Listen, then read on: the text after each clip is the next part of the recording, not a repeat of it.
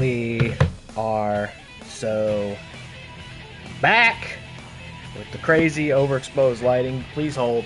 Happens every time. Every time. I'll tell you why it happens. Just a second. No, not that. Let's try that. And let's tilt it. You know why this always happens? This is the problem. My color's crazy. I just gotta get like a real ring light, right? Like, I don't know, it's just that those ring lights are just magic. You just turn them on and you look like $1,000,000, and it's perfectly balanced and exposed. I'll tell you why this happens. It's because I'll get it looking so nice, but the screen that you preview what your camera looks like on the PlayStation is a very dark screen, so it doesn't account for the backlight you get from the monitor itself. It's like a very gray screen. So it looks great, perfect, good contrast, good brightness. You don't look like you're standing on the border of some sort of thermonuclear explosion, and then you play an actual game which is bright and colorful and casts light on your face, and then you're overexposed and you look terrible. And that's why that happens. And you're so welcome for being invited into my deep technical process here. Let's get an audio check, by the way, just in case. Been a while since I've done this. Do I still know how? Let's see. Been a while since I've done this. Yeah, we know. Come on, we know. Oh man, it has been a while. I'm even a couple minutes earlier than advertised, even. We're doing it bigger and better than ever before. It's been a while. It's been over a week, I think. Definitely. It's probably been closer to 2. Last time I was here, I was finishing Resident Evil 4, which we did do, and which was fantastic and wonderful, and I'm glad that was what I landed on, because I remember the last time I streamed, I was going to play more of this, because I was hankering for it, but I realized, I was like, I'm probably not going to be live for a while. Let me go ahead and finish up this playthrough. That makes more sense, and I'm glad I did, so it wasn't dangling there. It would have been bothering me for the past week if I had an incomplete, like 80%, 90% of the way there playthrough. So I'm glad we did. Resident Evil 4, of course, one of the all-time greats, and I was so happy to re-experience it through the stream for the first time in a long time, being the original. I played the remake a couple years ago, yada yada, you know. You know the drill. I was off longer than I thought I'd be, because I was sick. Got the sickies this past week. But we're getting back to normal here. You can see I'm back down in the dungeon. We're no longer broadcasting from the dining room, which, you know, each have their own advantages. The audio, there's less echo down here. Noise cancellation is a little better down here. I think my audio quality is better down here. It's about the only advantage of being back down here. I realized after weeks of not being down here. No shot. What the hell? We got the Frank Alvarez in the chat. Marvel legend, the Frank Alvarez in the chat. Just making sure that fucker, Radis, isn't alive and well. If you ever see him, let him know I'll get my revenge one day. Hope all is well, dude. You know, I hate to tell you he came back to life, Frankie. We killed him years ago, and I hate to tell you he came back to life, and he needs to be cut back down to size in a big bad way. So, I don't seem capable of doing it. Maybe you could do it. Your long-seated revenge. How the hell are you doing, Frankie? I'm sure you got a lot going on today, so don't feel obligated to stick around. It's great to see you in the chat. I miss you, brother. I'm so happy for everything you've been accomplishing in life. You're killing it. I hope you're doing well. Nice to see you. Matt Thomas in the chat. What's up, big brother? I was so sad to miss. I was supposed to go see Matt and Nick, as well as the entire cast of characters this past weekend for Nick's birthday. Happy birthday to Nick Molbach. And I couldn't make it. Just some car troubles. I think we got to get the damn brakes replaced, or at least the brake pads, and hopefully nothing else. There's a deep fear in my heart to find out what else we may have to get replaced or repaired on that car. It just started making some really unpleasant, godless sounds all of a sudden. You know? We were sick this past week. Jess got the worst of it. I managed to actually get off with a light cold. Lucky me, because you know when I get sick, I usually get very sick. It was a fun time, and then he says something in parentheses, don't tell Nick, as he says in a public forum. I realize the likelihood that Nick Molbach would be in this chat right now to see that is low. But I love the way you say private things publicly for anybody to read or see. I'll do you a courtesy. I won't read it out loud in case by some uncanny chance Nick goes, I'm going to watch that Fire Pro VOD on YouTube later. But I'm glad it was fun. It sounded really cool, right? So you guys went to like a studio or something where they like held game shows? Do I understand that right? So it was like, over here you're going to do Family Feud, and over here you're going to do Jeopardy or something like that. I thought it sounded like a really good time. I was looking forward to it all week. And then literally Thursday evening, the car starts grinding, and making these weird whirring sounds. It was terrible. The summer colds are no joke. She got the worst of it. I got off with a light cold. She was headed towards bronchitis, and then she did the super smart thing and went to the doctor. Maybe that's why I get very sick when I get sick, because I just never go to the doctor. When she does that, I go like, oh, that was very smart. That's very smart that you did that, and they gave you medicine. I did not go to the doctor, and I got off with a very light cold. We were scared she was headed for pneumonia even, which we had a terrible fucking bout of pneumonia like 2 years ago, 3 years ago, whatever it was. It was terrible. We were scared that's where she was headed. She stayed in bed. I stayed on the couch. We recovered, and we're feeling better. I'm feeling 100% better. She's feeling better. She's not contagious, but she still has this like mammoth cough. I feel so bad for her. But she's fighting through it. She's a tough cookie. Her parents were in town this past weekend. That was nice. You know, kids are back here, of course, as well. They're back in school. And I got a hard out today because it's fall ball season, baby. We're back to softball. First game of the season's today. Doubleheader every weekend for the next like 2 months. So we're getting all the normal day-to-day pieces in place here. It's been a adjustment back to normalcy. It was good when her parents were here. It was nice to see them. We don't see them often. Wasn't anything too extravagant. We just kind of enjoyed time together for the sake of it, and that was quite nice. Luckily, we waited to get sick until right after they left.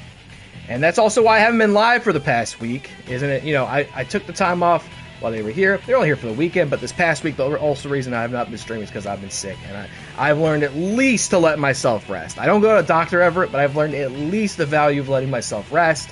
And I just was basically sequestered to our couch for a week. I worked off the couch. I slept on the couch. I ate on the couch. I stayed out of everybody's bubble. And I just stayed on that couch with my little itty-bitty baby cold. It was an escape room axe throwing place that had a giant back room set up for game shows, so we split into 2 teams randomly, and it was a running score between all the games. Family Feud, mini basketball, Wheel of Fortune, and finished off with Deal or No Deal, and it was a massacre. By which team? I'm going to take a guess and say your team was the team massacring the other team. Frankie, I don't know if you're still in here. You probably got better shit to do, but if you're in here, you might really dig this game because I know you're a wrestling guy. I know very well you're a wrestling guy, and this is a very charming little wrestling game, Fire Pro Wrestling World, so you might dig this game. Nick's team, which you were on, massacred the other team. I see. That feels like a loaded team there, two of you together. Feels like an unfair. I don't know who else was there, to be fair. I don't know. You could have had geniuses and ball players on the other side. I don't know. Ball knowers and ball players. You know what I mean? The only benefit to having been quarantined on the couch for the past week is that it gave me a lot of time to work on my super secret big project that I've been teasing for weeks on here. And mind you, I feel like I've pretty much privately told everybody about it who would care. So the facade of it being a public secret is basically just that. But I'm still being mysterious towards the general you, the universal you, whoever you might be, and I'm so grateful for you. But I'm almost there. I'm almost ready to announce it. Next week there's going to be a video going up on the WATCW YouTube on August 26th. I mean, it's pretty much ready to go. I could just as well announce it right now, but there's a little novelty in waiting toward the 26th, and when you see the video, I think you'll understand why. But basically, I've been working on something massive for the channel, sending emails, making phone calls. I even sent 2 letters in the physical mail, the U.S. Postal Service. We're putting boots to ground, and we're getting something really, really remarkable done. That's going to be a lot of fun to watch. It's going to be a lot of fun to do, and I can't wait to finally bring the universe in to know what it is. It's one of the most ambitious things I've ever worked on in my years of YouTube streaming content creation. Probably one of my most ambitious things in general I've ever done, and I hope you'll trust that I don't say stuff like that lightly. The last time I talked about a big ambitious project, it was the 2nd season of WATCW, which of course was like a years-long project, and I hope lived up to the promise of being an ambitious endeavor. This is too. It's not going to be a months-long project, but I can't wait to tell you what it is. It has, since the onset of developing it, it has grown into something so much bigger than I ever thought it was going to be.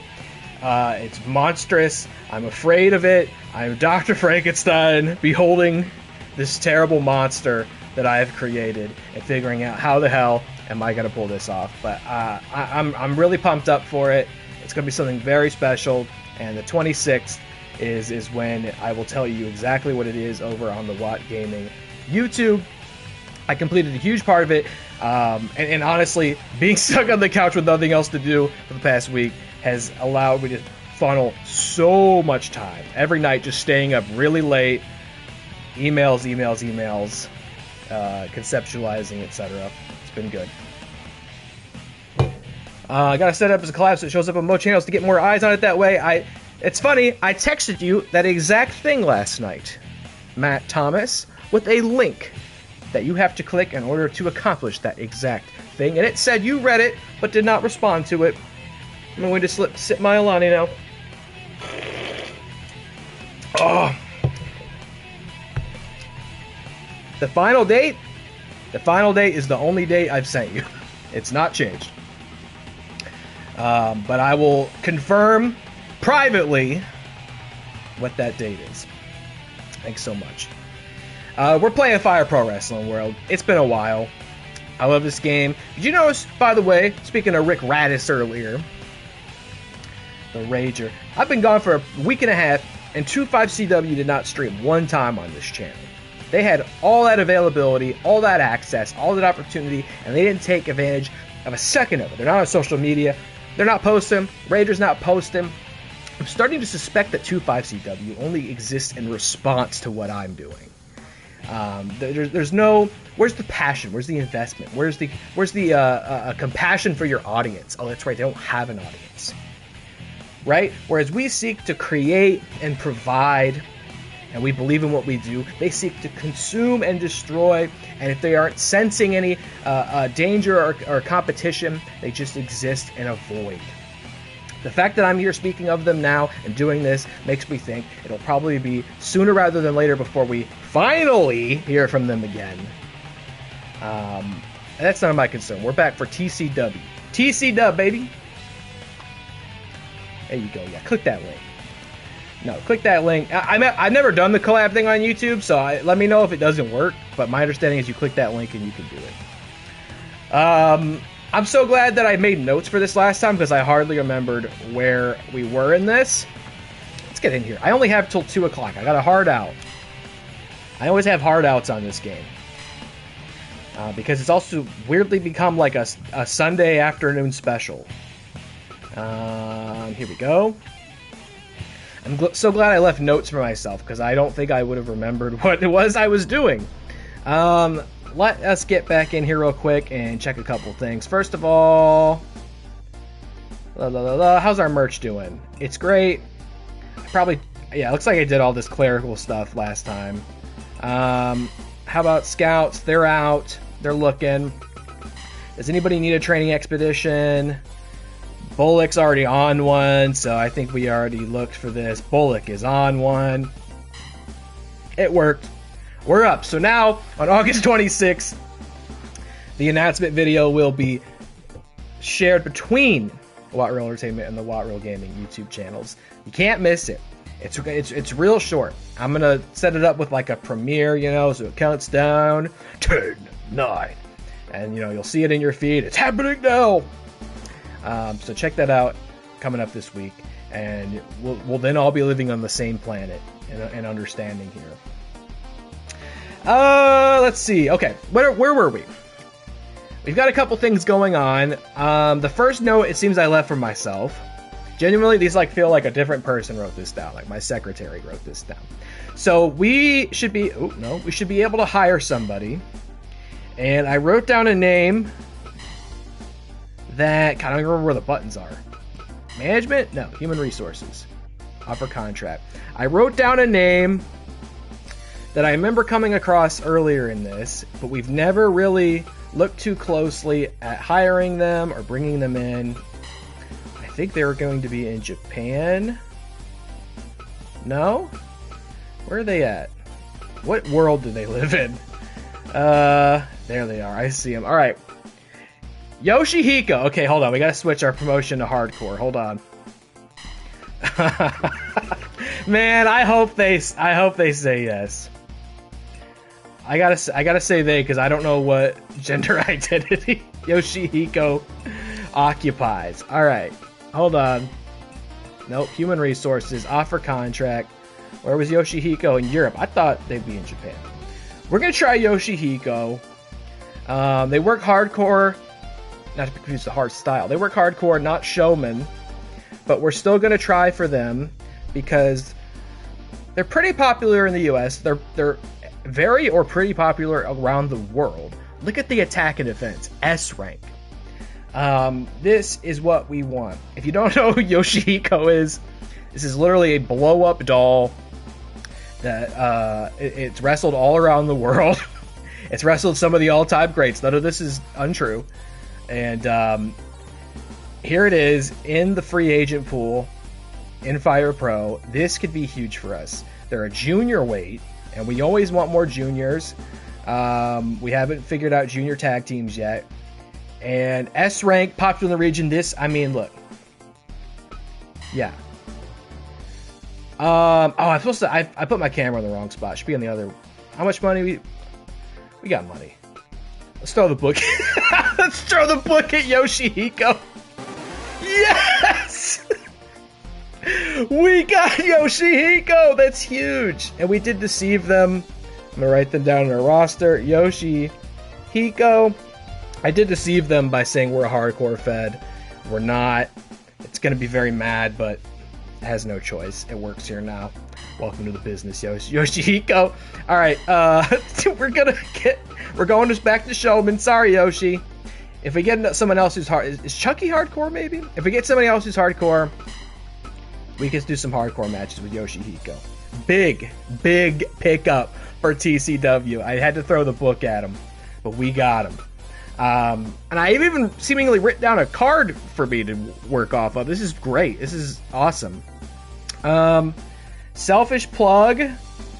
Matt will be streaming the start of a 2K27 NBA My Career because I bought the Deluxe edition of the game to get access to 9 days early and may have spent another $100 on making sure I'm the max overall possible. Going into the start of it, $100?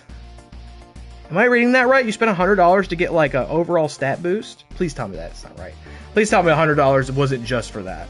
Please tell me they sent you like a statue of LeBron James or something.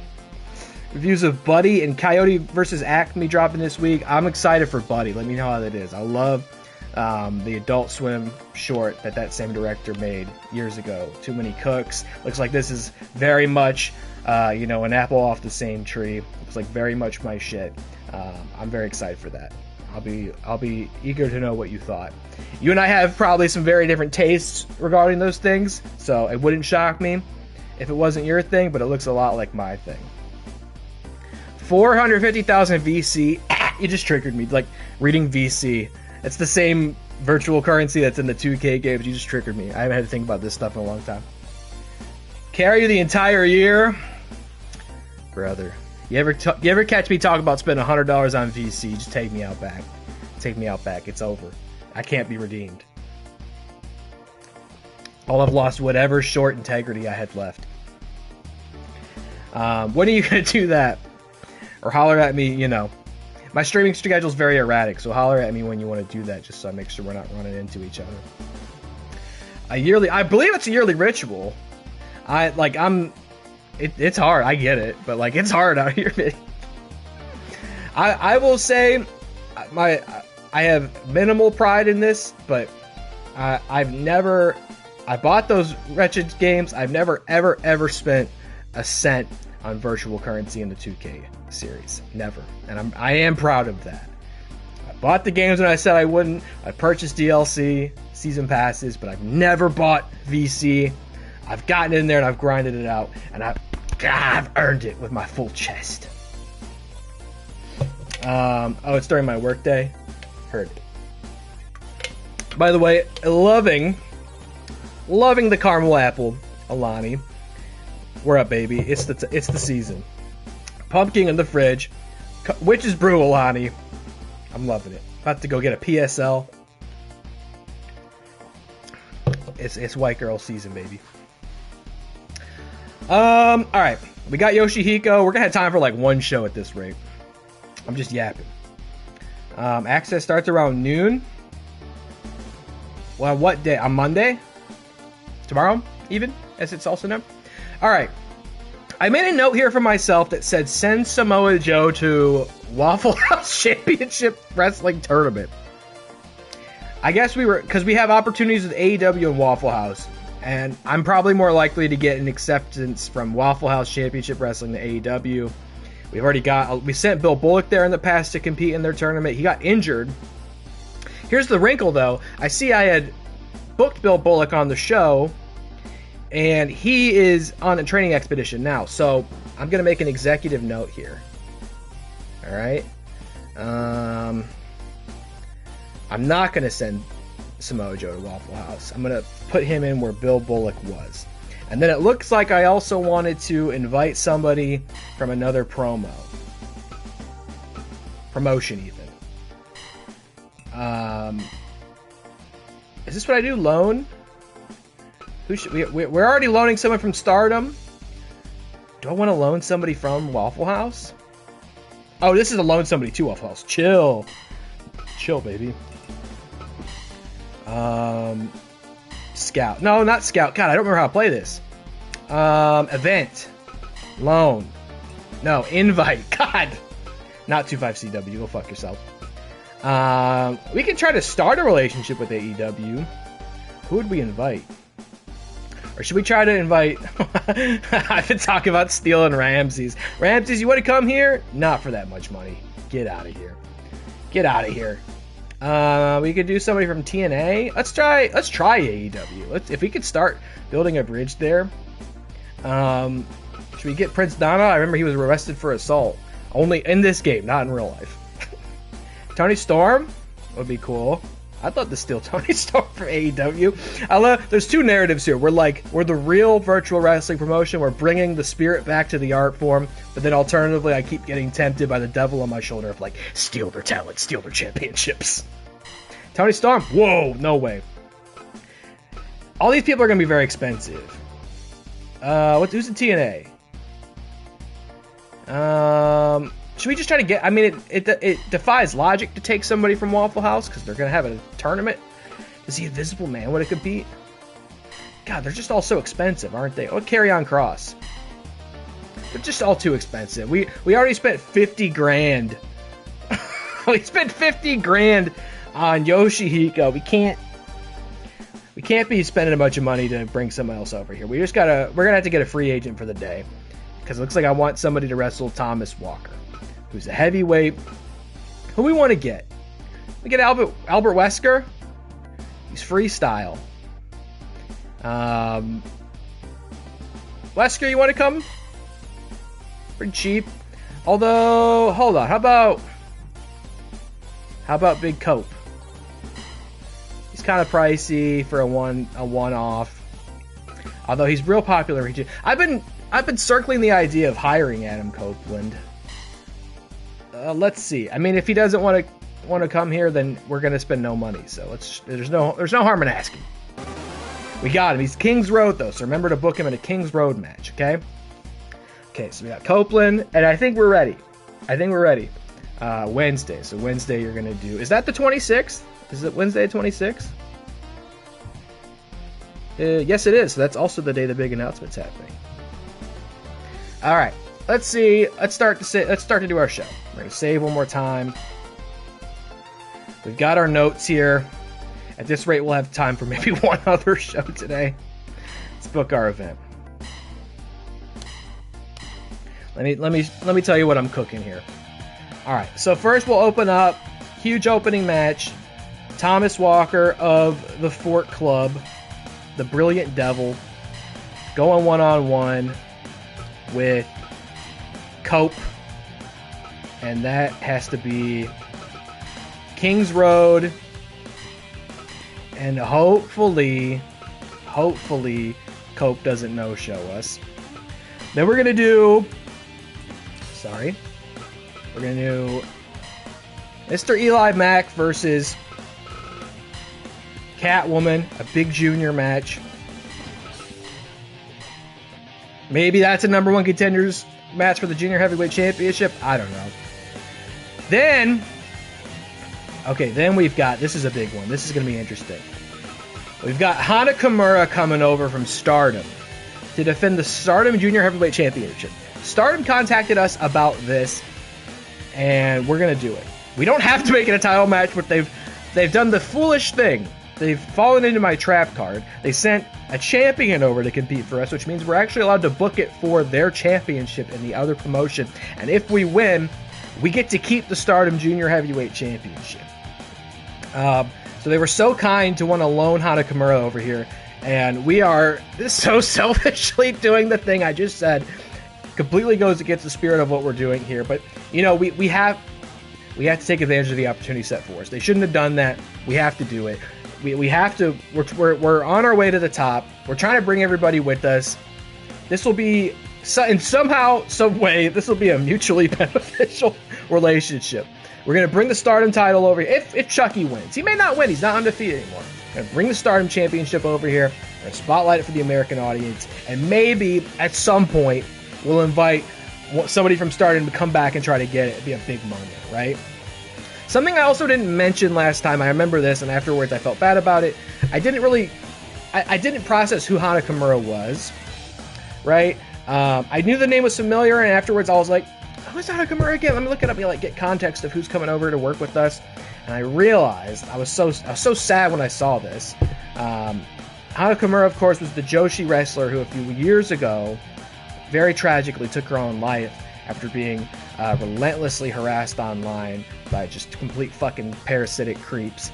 And you see a lot of Joshi wrestlers, even in the West, they'll wear that like tight braid look, like Julia was rocking it for a while in the WWE.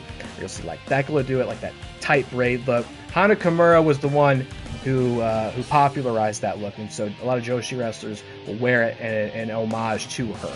So I only bring it up just because I think it would be weird if I didn't. And she's obviously in the game. This was released prior to her death. And just be fucking nice to people. Jesus Christ, people.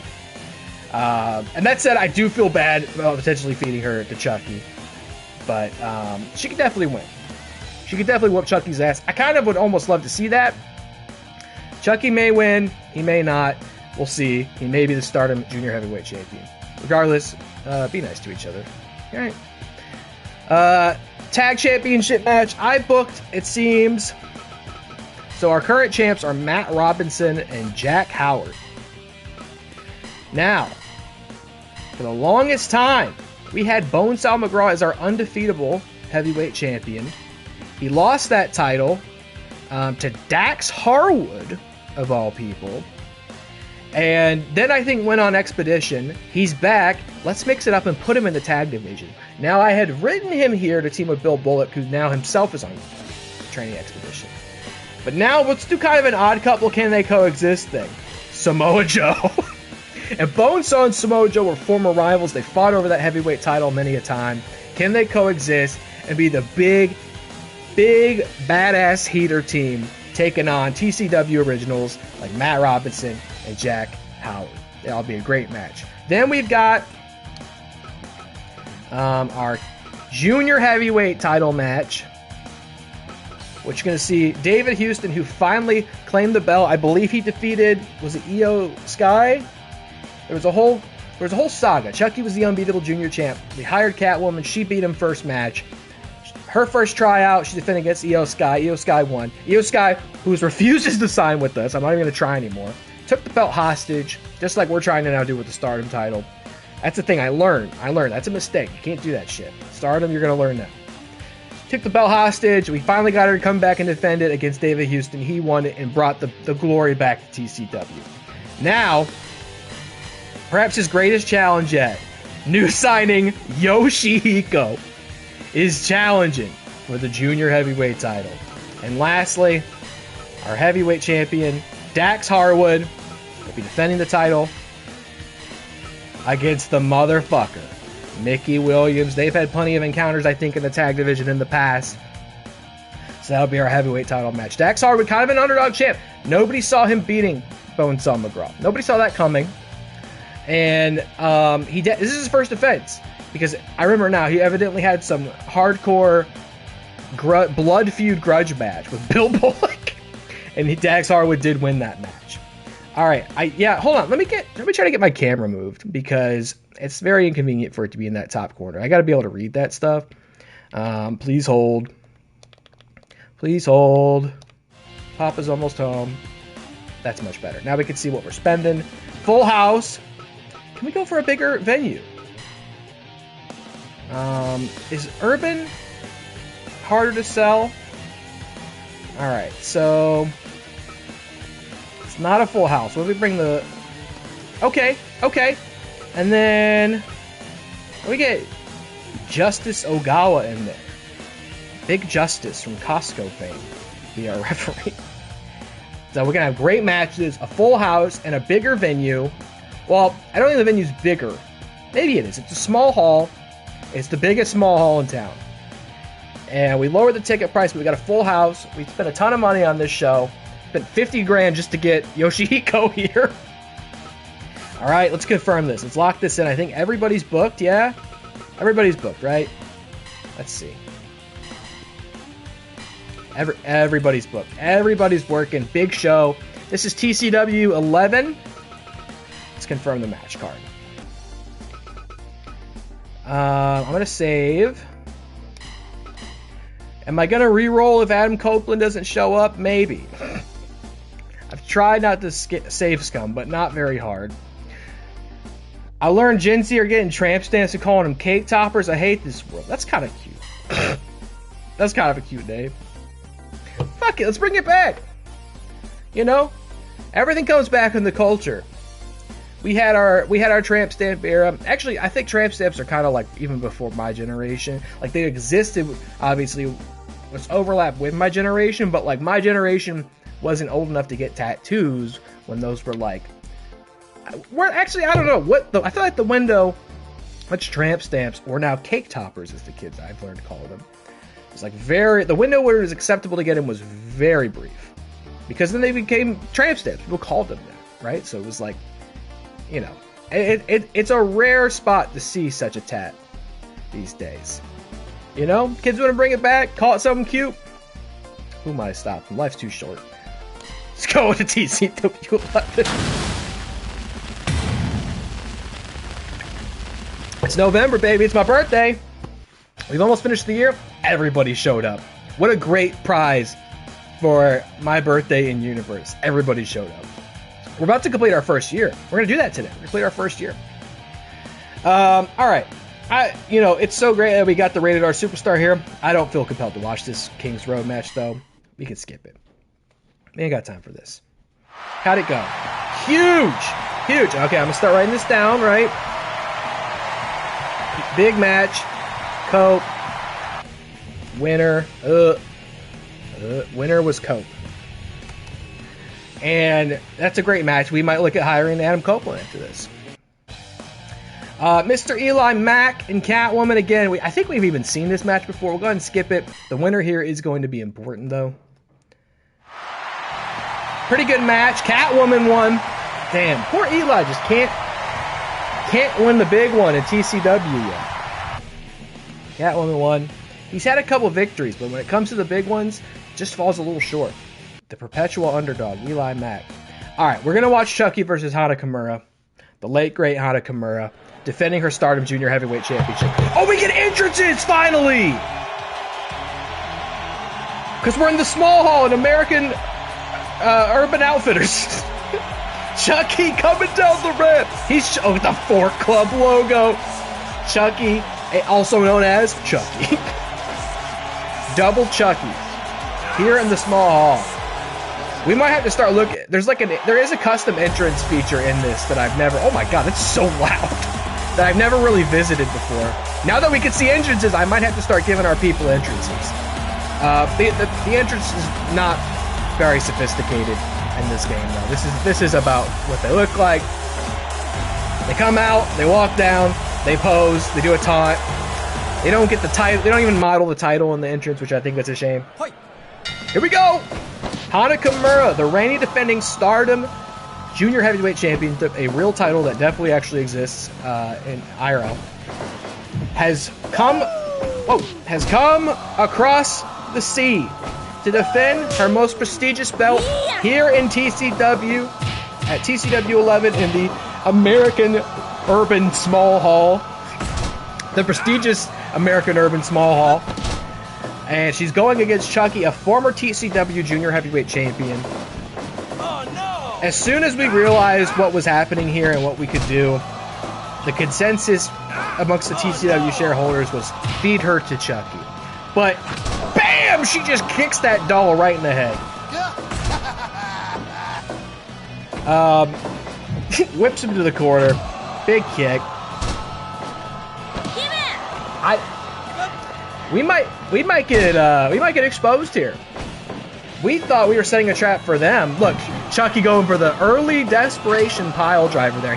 Bro was panicking. Going for the early desperation pile driver, and Hana reversed it. He's laughing. I don't think he's got much to laugh about, quite frankly. And he's cheating. He's going below the belt. Dirty fucking tactics. But we may have been fooled. This could have been. We said they fell for our trap card. We may have indeed fallen for theirs the entire time. We may be locked in here with them. Hana Kimura, although he's starting to pull ahead. The awful cursed Chucky doll, a former junior heavyweight champion, and this is why he's so messed up. That's his version of a submission hold. It's not like a headlock or an arm bar, Boston Crab. He just punches you in the head, hoping you'll tap out. Beautiful bridge from the Stardom Junior Heavyweight Champion. This is our first crossover match in the promotion, I believe. Right? It's the first time somebody actively employed for another promotion has come here to work with us, which is huge. Don't get me wrong. Again, we are trying to steal their title. No! Once again, went for the pile driver. Hana Kimura countered it off the top. Off the top of the beautiful leg warmers? No. Ooh, dropped her on her head. But to be clear, this is a huge opportunity for us regardless of what happens. Stardom is a higher ranked promotion, willing to work for us, or with us. What an awesome endorsement of what we've accomplished so far in TCW, that they felt comfortable sending one of their top talents here to defend the title against one of ours. Okita Yabra! Wow, what a submission hold. And that is one of Hana's signatures. That's what that means. Chucky trying to play mind games. Oof. Oh, no. Oh, and he hits it that time. The wanna-play pile driver that's ended so many. But Hana Kimura kicks out at 2, and this one rages on. Another beautiful bridge too close to the ropes. And Big Justice has to call for it. You think they got Big Justice in this game?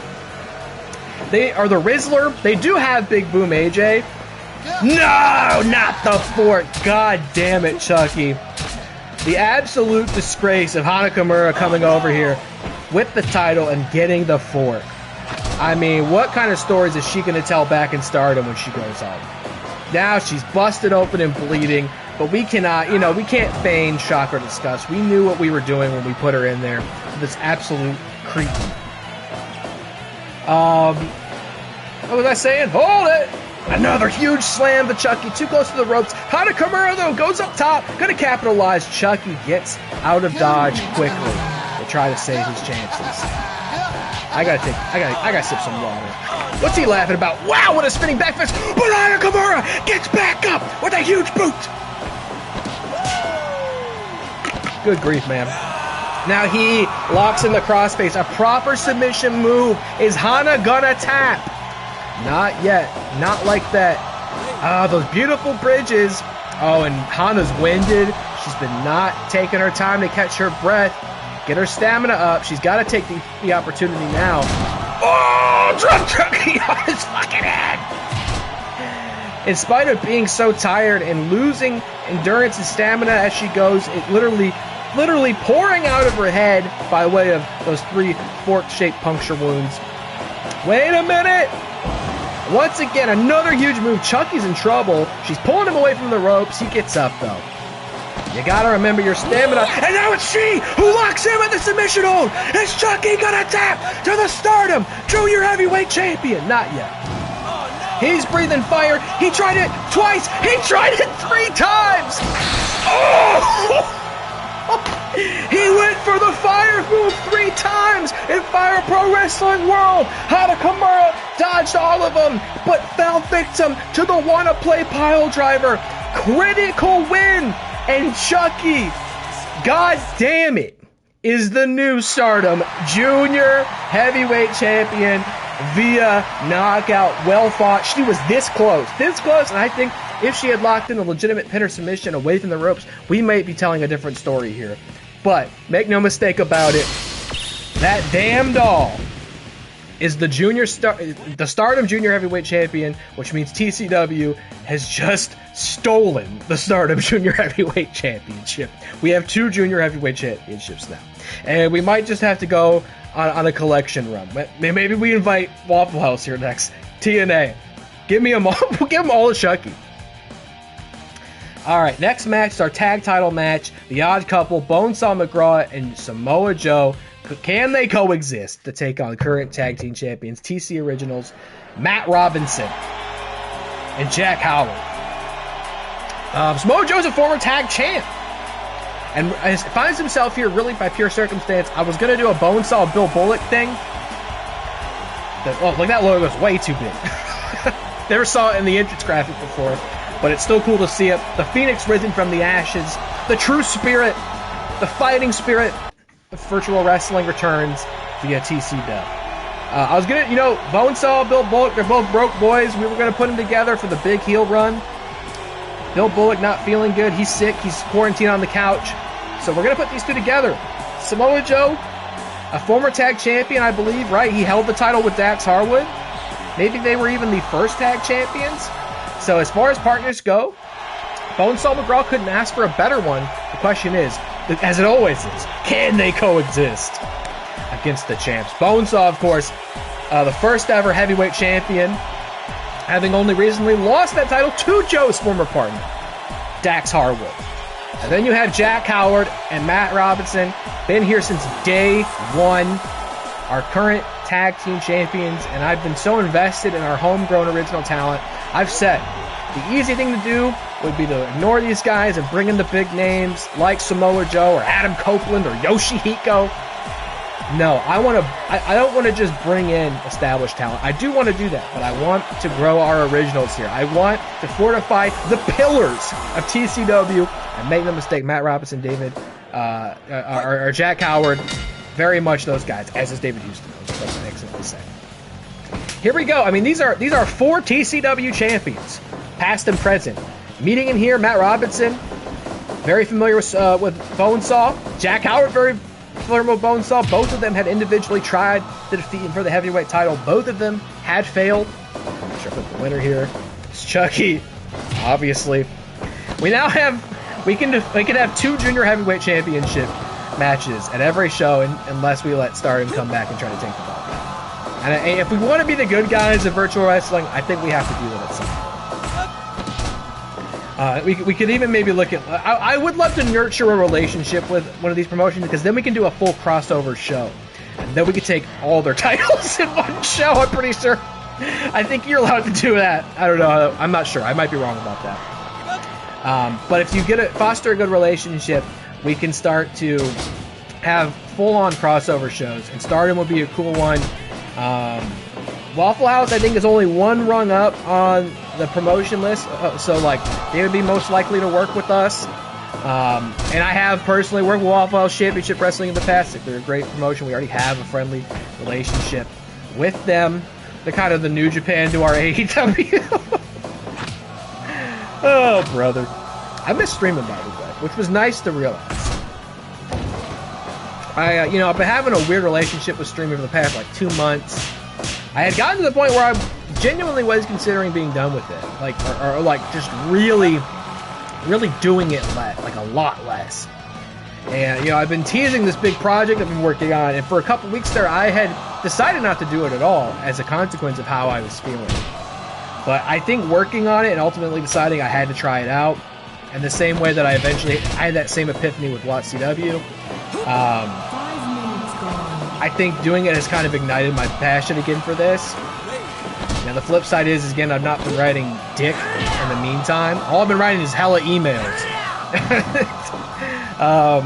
So I'm still figuring out how to balance those passions amongst an already very busy, very full life and schedule as a father.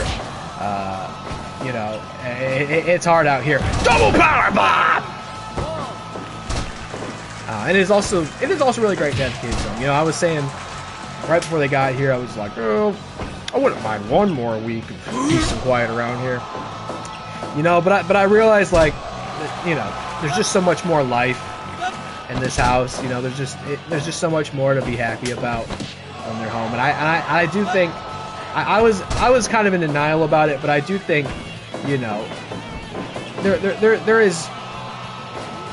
there's a advantage to the peace and quiet. I'm trying to figure out how to articulate this, right? It is nice to be able to rest and live a few weeks without heightened responsibility. But there's also sort of an emptiness in it as well when you're not used to it. And they're just by the same token, a full and busy life can also be very challenging as well. It can be overwhelming. God damn! It can be overwhelming. It could be challenging, stressful, exhausting. But I think ultimately at the end of the day, it's what suits us, and it is what, we are much happier with our children home than not, which is, that's good. Now when we're old and gray, and they're fully grown adults ready to move out, which is going to come up faster than we're realizing. My stepson started high school this past week. Are you kidding me? But that'll be a different story, I think. But right now, we're happy to have them home and readjust the life with them, and it's been nice. It's been nice. How's Bonesaw doing? As I go on this tangent. Better keep breathing and keep that stamina up in there. Don't fall into the same trap that Hana Kimura did against Chucky. Jack Howard goes for the pin. You gotta remember your stamina in Fire Pro. It's been a while since I personally played this. I've instead been playing AEW Fight Forever, the pre-recorded playthrough. I managed to record the entire thing leading up to a hiatus that was longer than I thought it was going to be, so it timed out in a convenient way that I still had daily uploads happening over on Watt Gaming in spite of not having been live. I played AEW Fight Forever, which I know is a wrestling game with a not so great reputation. I believe an article just came out about how AEW lost tens of millions of dollars on that game, which is a shame for them. I get it though. It's not a great game. It's not. It's kind of shallow. The gameplay leaves some things to be desired. I played the Road to Elite mode though, because I love a good career mode. Obviously, we played Fighting Road in this for a long while. Bonesaw looking for the double team, but Joe is taking a nap on the outside. And it is something.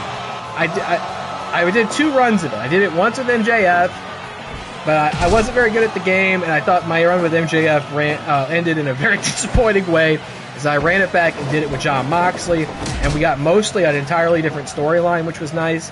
I don't know if I'll come back and do a third run of it. I had thought about maybe doing one as a women's wrestler and seeing if in doing so we can also get kind of a different run out of it. But I don't know, at this point though, as mentioned, my life very full in many ways. Hold on. And I don't know if I can justify using the free time that I have coming up to pre-record more wrestling game playthroughs.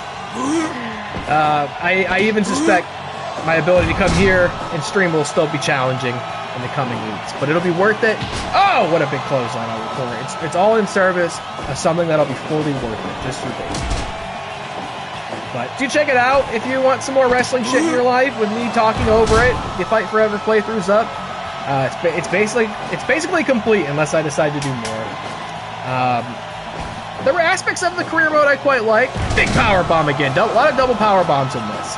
The question of can Joe and Bonesaw coexist seems to be yes. Are we seeing maybe a babyface turn for Bonesaw? Bonesaw redeemed, coming back from Expedition, no longer the monster heel champ. Could Bonesaw be going woke? Which again, to remind people, woke and broke is our distinction of babyface and heel in this game, and not a legitimate attempt at making any sort of socio-political statements at all. Although we know Bonesaw is very progressive. He has a wonderful husband at home who hand tailors his own gear for his husband. And you shouldn't make fun of him for that. It's not nice. Jack Howard and Matt Robinson, the current champs. It is nice to be back in Fire though. I developed quite a reverence and appreciation for this guy. 20 minutes gone. This is back and forth. Tag matches. I remember tag matches are tough cookies in this. Tough cookies and all. AEW, by the way, tag matches. I got booked in a few. No 6 or 8 mans, thankfully. Here goes another double power bomb.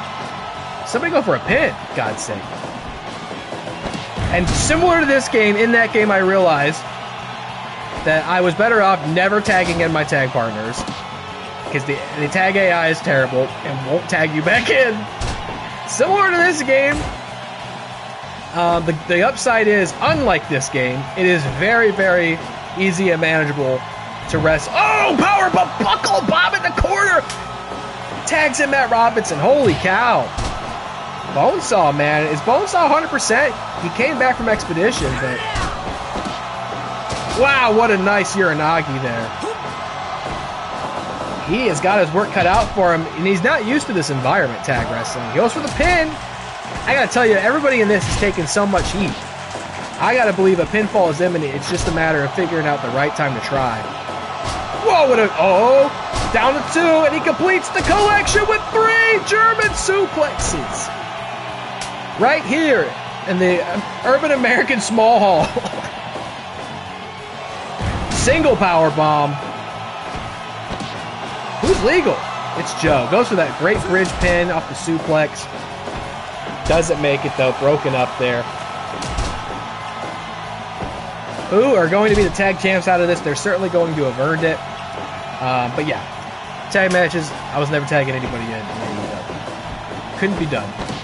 The one time I tried, we lost the match. It has like weird, almost RPG-esque, or like even like a very, very, very slight roguelike thing going on with it, where like you could arrive in the next city and be tired or get injured. Like you have to fix yourself up before you wrestle. You have to manage your energy and your mood. You can like explore each city. My favorite part was going to have lunch in each city and seeing what they serve. Like, if they were going to do another game... Oh, what a pile driver from the Hollywood hunk, Jack Howard. Doesn't capitalize and... He is dominating. Joe's getting out of there. And now Jack Howard's getting a double kick. I suspect they may never make another game, which is too bad because there's not enough competition in the wrestling game space. Ooh, wow! Damn! He cut him off, but the pin wasn't there yet. But I would actually want them to do another Road to Elite mode. Like they have to better develop it and flesh it out. There needs to be more variety, and there needs to be more player input on what happens, I think. But I've always said I would love a good wrestling RPG. Like it's kind of my dream game, like a career mode modeled after a RPG. Whoa, discus lariat with like the ability to make lots of different choices that impact the story and your character, build alliances, rivalries, have the opportunity to do things like heel turns to betray people, win titles and have to defend them. Like a robust career mode, like that is my dream game. When WrestleQuest came out, that was a wrestling RPG, but not really in the way that I meant. And it didn't quite meet my hopes and dreams.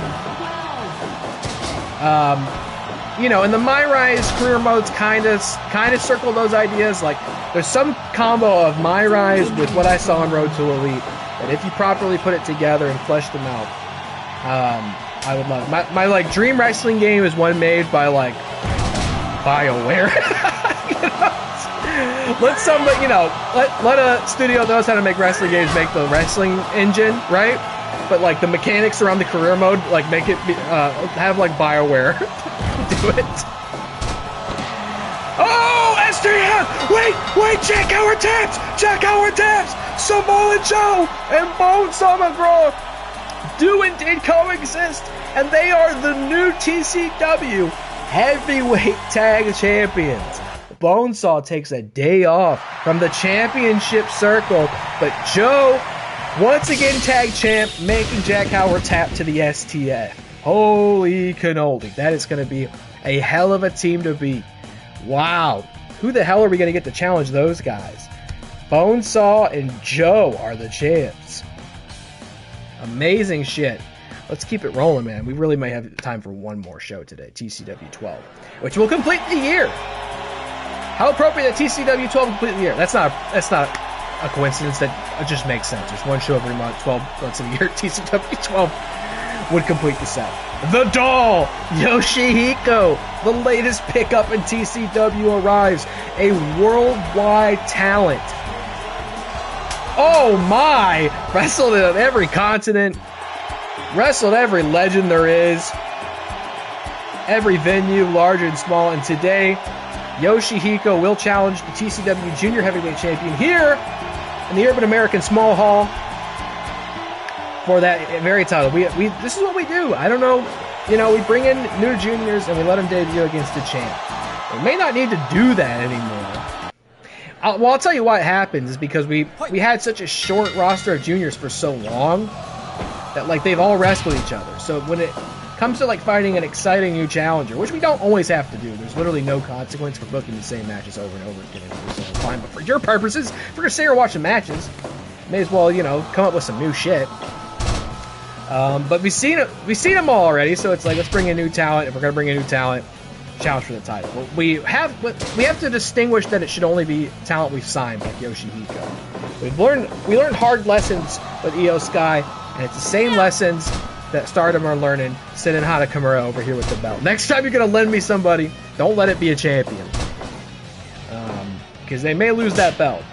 I know the alternative is they come over with the belt and they make one of our boys look dumb and you look like $1 million, but you just don't know that that's going to take place. This is crazy that we got Yoshihiko. This is huge for us. David Houston has his work cut out for him big time because Yoshihiko is S-rank attack and defense. Yoshihiko, not a $1 million draw yet in the States, but I think will be by way of TCW. It was like A popularity.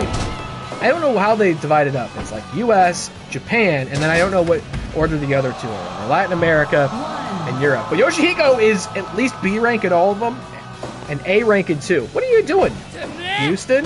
Houston Mania going nuts in there?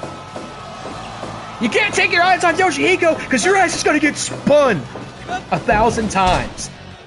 You can't be getting spun as the champ.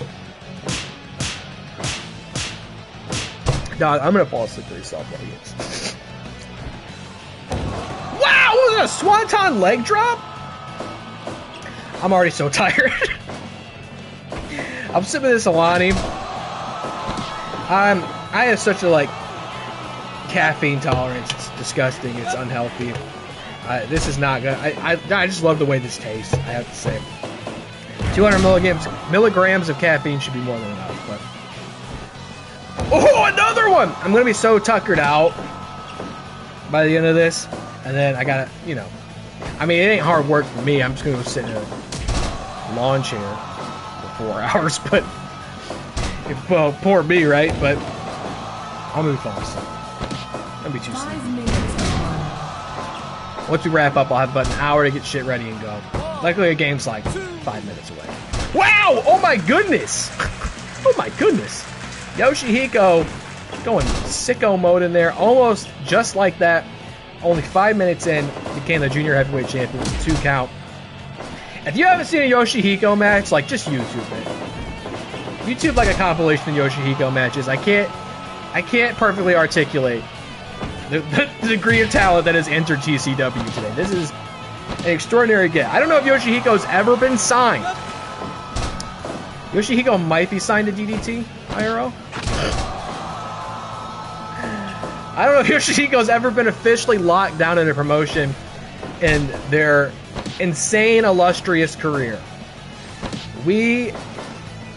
By withholding this talent from the rest of the virtual wrestling sphere, we are on the rise in a big bad way, baby. They're just throwing shit at each other. The chemistry's a little off in there. Ah! Shining Wizard! Big Justice will have to try to do his best to keep this match percentage up. Yoshihiko might be nervous. I don't know if they've ever competed in the Urban American Small Hall. I never started referring to these places like that was their names, but I think I'm going to start doing that going forward. It's such an honor to be here. Oh, pedigree from Yoshihiko! Is there any move Yoshihiko doesn't know? Into the airplane spin! Is Houston gonna give up? He doesn't know which direction's up or down! No, Yoshihiko lets him off. Lands the plane. He goes for the Hurricane Rana. Let's not count him out. David Houston is huge for us. He's maybe our most successful homegrown talent.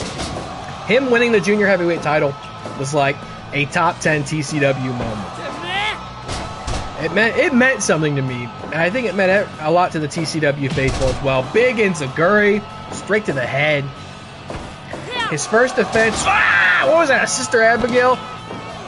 And then the roll-up to Yoshihiko, just become a champion! Yeah! Oh, I was about to call it.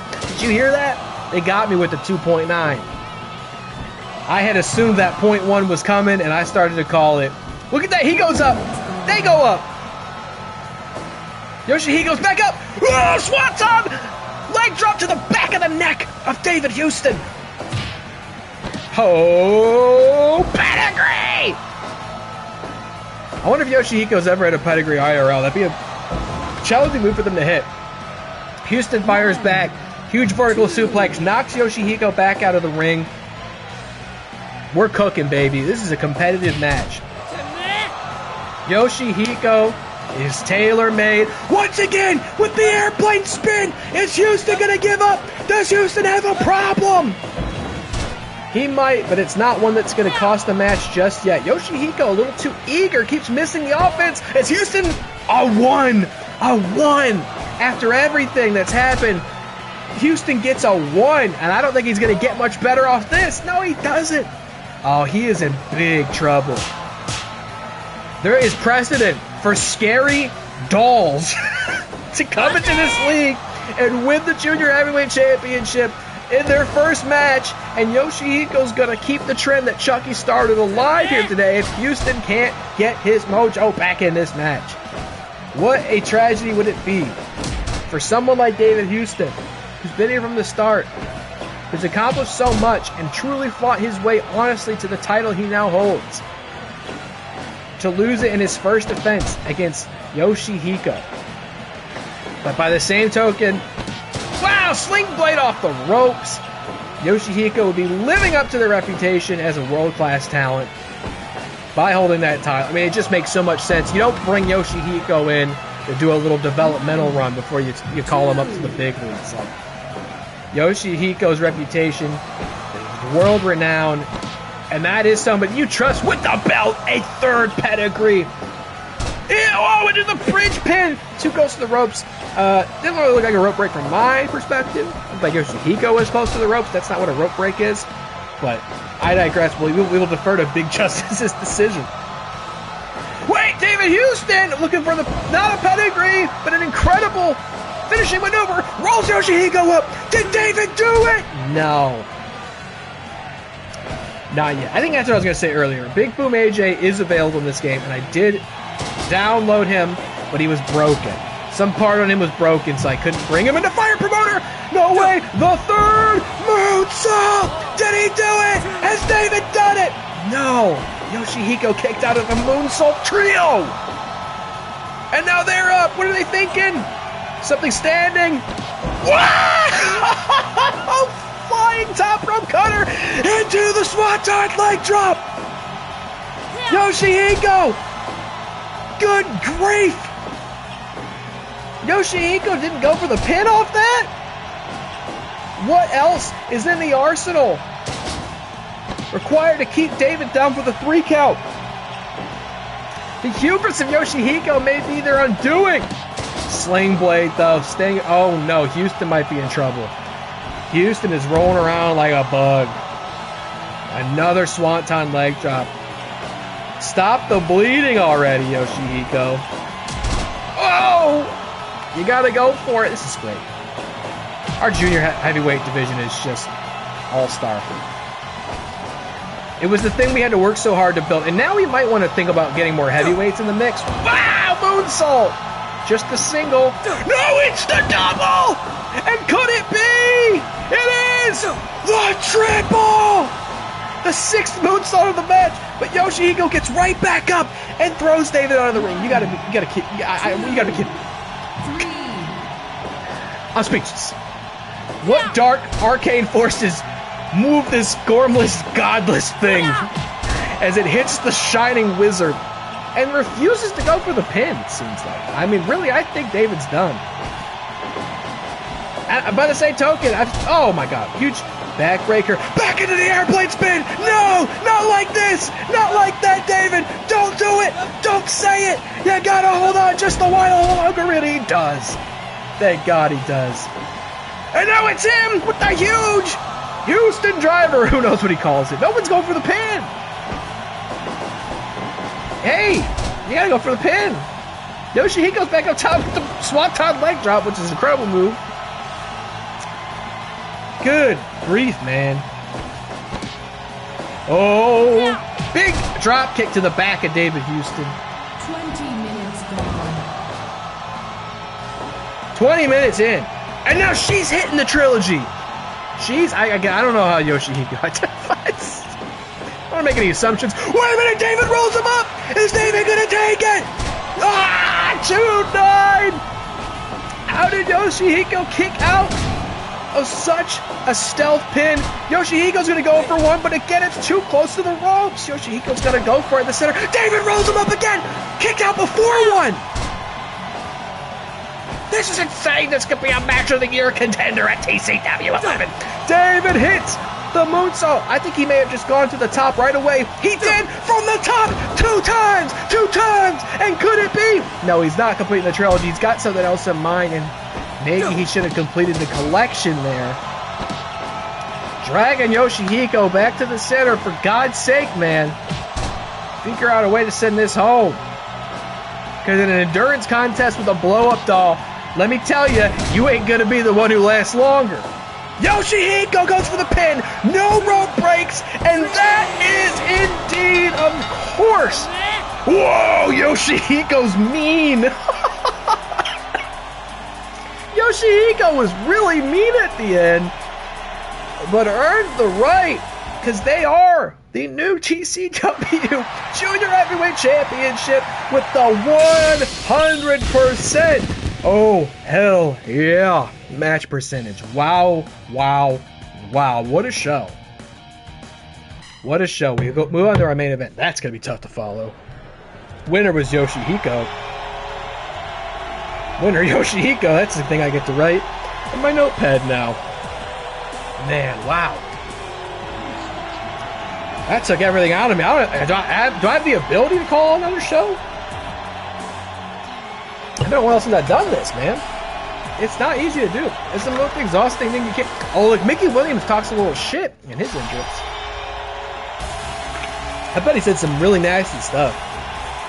I bet we're going to have to cut that out of the archive later. Here it comes, the unexpected TCW heavyweight champion, Dax Harwood. Seen to most as a tag wrestler, which can be a very different thing than singles competition. You know, we booked Dax against Bonesaw just to kind of see what would happen, right? We needed somebody to challenge. Dax was there. Let's try it out, right? But Dax overcame the odds and did something that nobody had done prior to that, which is defeat Bonesaw as heavyweight champion. And now here we go again. He's going to defend the title for the first time after successfully ending his blood feud with Bill Bullock at TCW 10. He's going to try to defend the title for the first time here against Dax Harwood.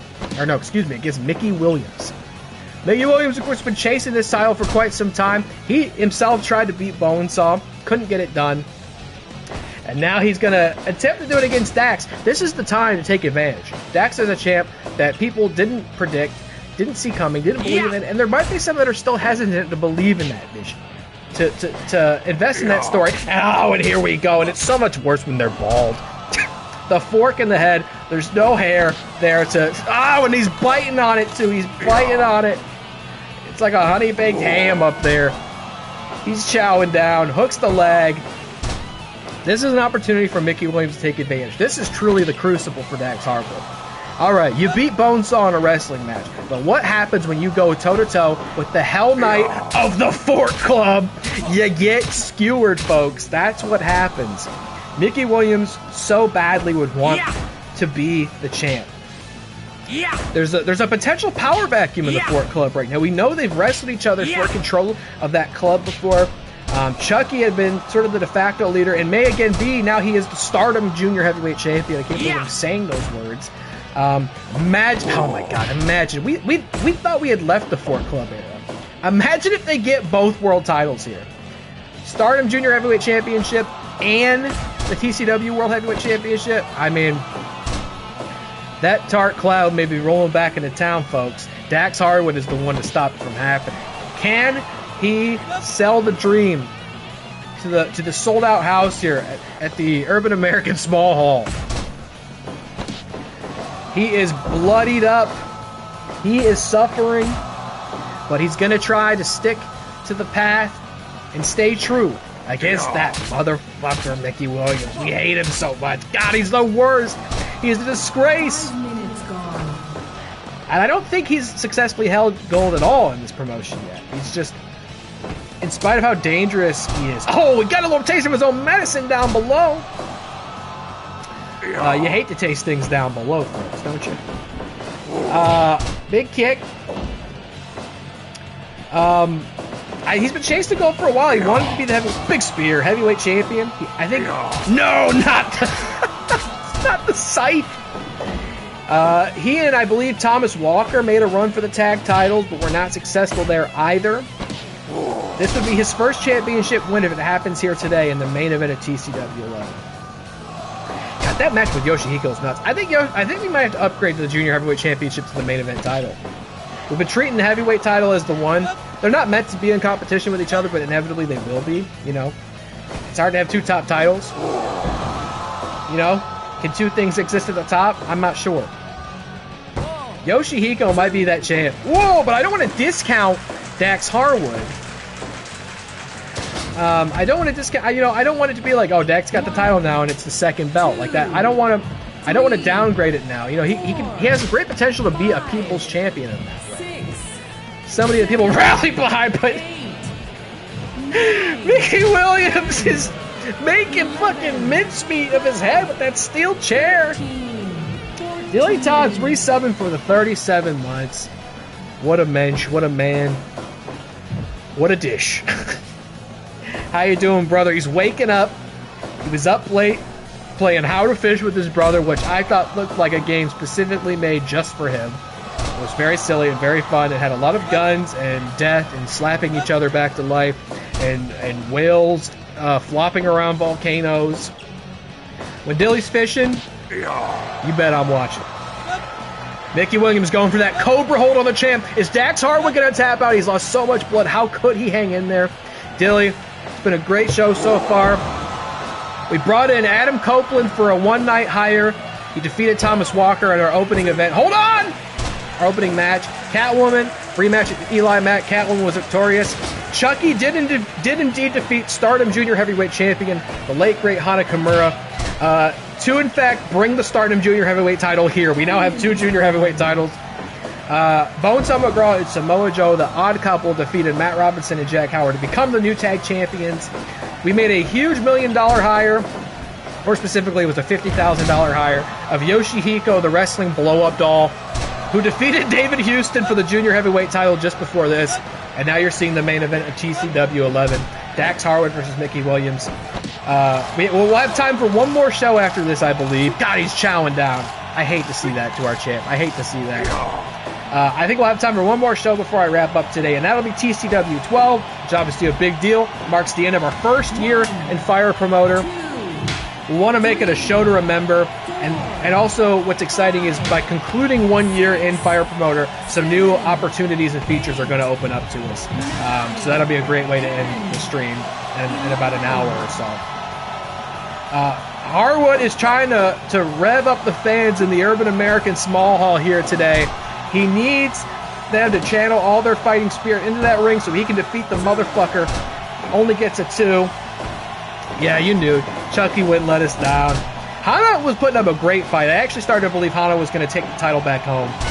But Chucky, after unsuccessfully deploying 3 fireballs, finally hit the one-to-play pile driver and got the 3. Oh my god. I mean, it's just the soul damage that's done by just seeing Mickey Williams on the card as your opponent. I mean, you just walk in knowing that things are going to be done to you that are illegal in most counties. You know what I mean? There we go! T-shirt me damn Harwood! Wow! With the suplex into the corner. Hitting those big raw chops. Oh, but God, it's just, they're doing 2 different things, you know? Dax Harwood's wrestling a match. He's the heavyweight champion. Mickey Williams is here for a fight. I mean, even Big Justice can't stop him from whipping out the fork. The original mother forker of TCW, Mickey Williams. I love to say things like using everything in his arsenal, but like he's just got like a Batman-esque utility belt stocked with forks. You know what I mean? Yeah.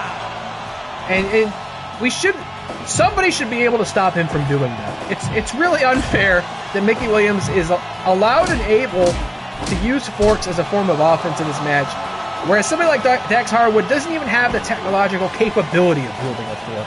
Big pile driver! Drops Mickey Williams on his neck. Could he do it? An old-fashioned wrestling move just like that, in spite of everything Mickey Williams has thrown at him. Oh, goes down low. Into the Cobra hold, but perhaps too close to the ropes? No? Yes? Okay, it is. And what a big save for the champ, because I gotta think a Cobra hold like that, which Mickey Williams has won so many matches with. This is, I mean, can I reiterate the stakes here? Mickey Williams is this close to becoming the world champ at TCW. Oh, but Dax Harwood goes for the swipe of the eyes there. Oh, the old slapstick, huh? That's how you know these guys are tired. Oh, wait, Dax Harwood, Anaconda Vice. He won the title with that move. Is Mickey Williams going to tap out to the Anaconda Vice? No. Dax just hasn't done enough damage in order for that to be the kill shot here. No, not the Iron Claw. No. And what does it say about Mickey Williams that he doesn't go for the pin off of a move like that, of an attempted manslaughter? That's not even manslaughter. That is just attempted homicide. There's no like deniable culpability in that when you do something like that to another man. You are a aspiring murderer. Wow! Harwood with that big lariat. Mickey pops right back up with the shoulder tackle. Oh no! Has the Hell Knight done it? No! No! No! God damn it! No! Mickey Williams is the TCW heavyweight champion. Why? Why? Dex Harwood fought his way to the top of the mountain, defied the odds, beat Bonesaw, but finally time to defend the belt, and it was a 100% match, won with a low blow to make Mickey Williams the TCW heavyweight champion. Is there a God in heaven, or are we living under a fork world order? What a match. 97% match average, full 5,000 house at the Urban American Small Hall. No! Matt Robinson's injured! Oh, I mean, silver lining, at least he lost the belt. He needs 2!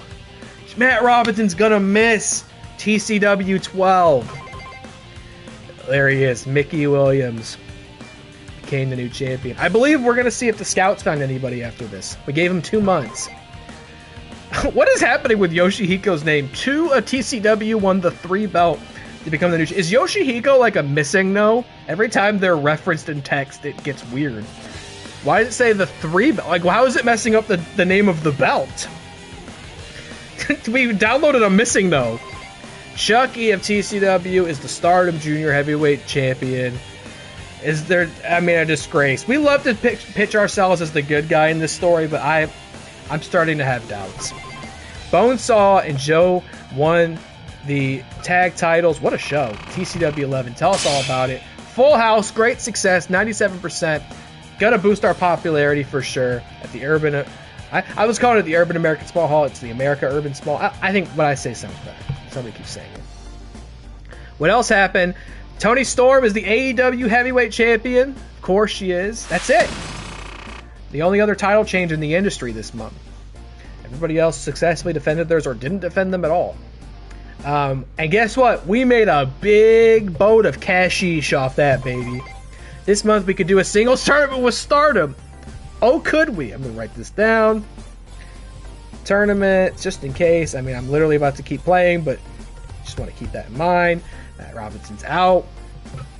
We could send somebody to Stardom. What we got? I don't know if I'm going to. It's TCW 12. I want everybody on deck. AJ joined Stardom. Is it AJ Lee or AJ Styles, I wonder? Or Big Boom AJ? No, he's broken. Bill Bullock's back, though. We ain't got Matt Robinson, but we got Bill Bullock, baby. Okay, Shinigami Takahiro, nothing. Nothing from Shin Beto. Nothing from Carlos Velez. Nothing from Marty Sakota. Nothing from Mr. Question. Are you fucking kidding me? There are so many interesting talents that are not in Fire Promoter yet, and these guys can't find them. The only time I think they've succeeded, I gave them 3 months to try, right? Do I have to give them 3 months or it's just never going to work? I thought giving them 2 months was going to work. They're like very specific names I'm wanting to see in this, and I'm getting very annoyed that none of those guys are finding them.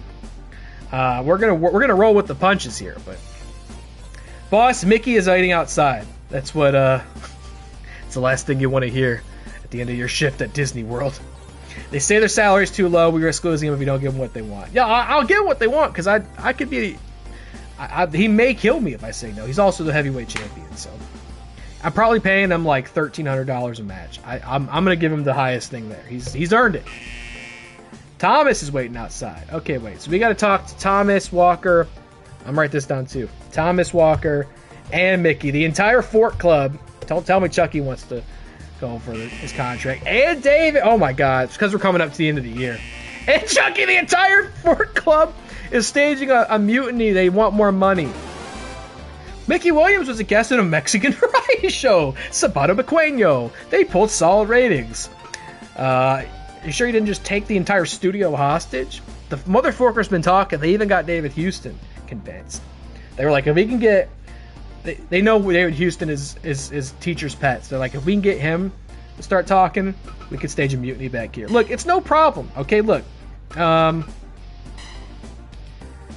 Who needs it? Thomas Walker. Look, here's the thing. We had a great year. I was like, fuck you, you're gone. We had a great year. I'm not even paying you $1,000. $975. There you go. We had a great year. You've all been great to me. You've been great for our promotion. Mickey Williams, you're the champ. 12. I'd give you more than this. That's the secret. Look at this. Look at the meeting of the minds here. That's me. That's me and Mickey Williams, who like literally appears to be in a prison inmate suit. I would pay him way more than $12.75. So he comes in and like thinks he's gonna highball me and shit. I'm like, okay. I'm like, oh, fine, Mickey, you got yourself a deal. $12.75. God damn it, you drive a hard bargain. Little did he know I would pay way more than that. We also have David Houston. Same thing, dude. $12.75. Enjoy it. Buy your lady something nice. Chucky, you know, yeah, you got the Stardom Junior Heavyweight title for us. There you go. You've been loyal. Oh, Chucky and Yoshihiko are both hardcore juniors. They're both the champs now, so I'm not going to do a double champ match. Defeats the purpose of stealing a belt, but we got to see a hardcore. They're both dolls, and they both work hardcore. All right, do we want to offer a contract? Hold on, let's first save. Well, let's get all the clerical stuff out of the way, and then we'll save. How's the merch look? We sold all our merch? Yo, we sold all our merch. It's happening. We are getting it going, man. Thomas Howard, yeah, I talked to him first. We got him. You want to start selling a photo collection like we're K-pop stars? You want to get like a Mickey Williams photo card set? It's TCW 12. Let us make some merch. You know what I mean?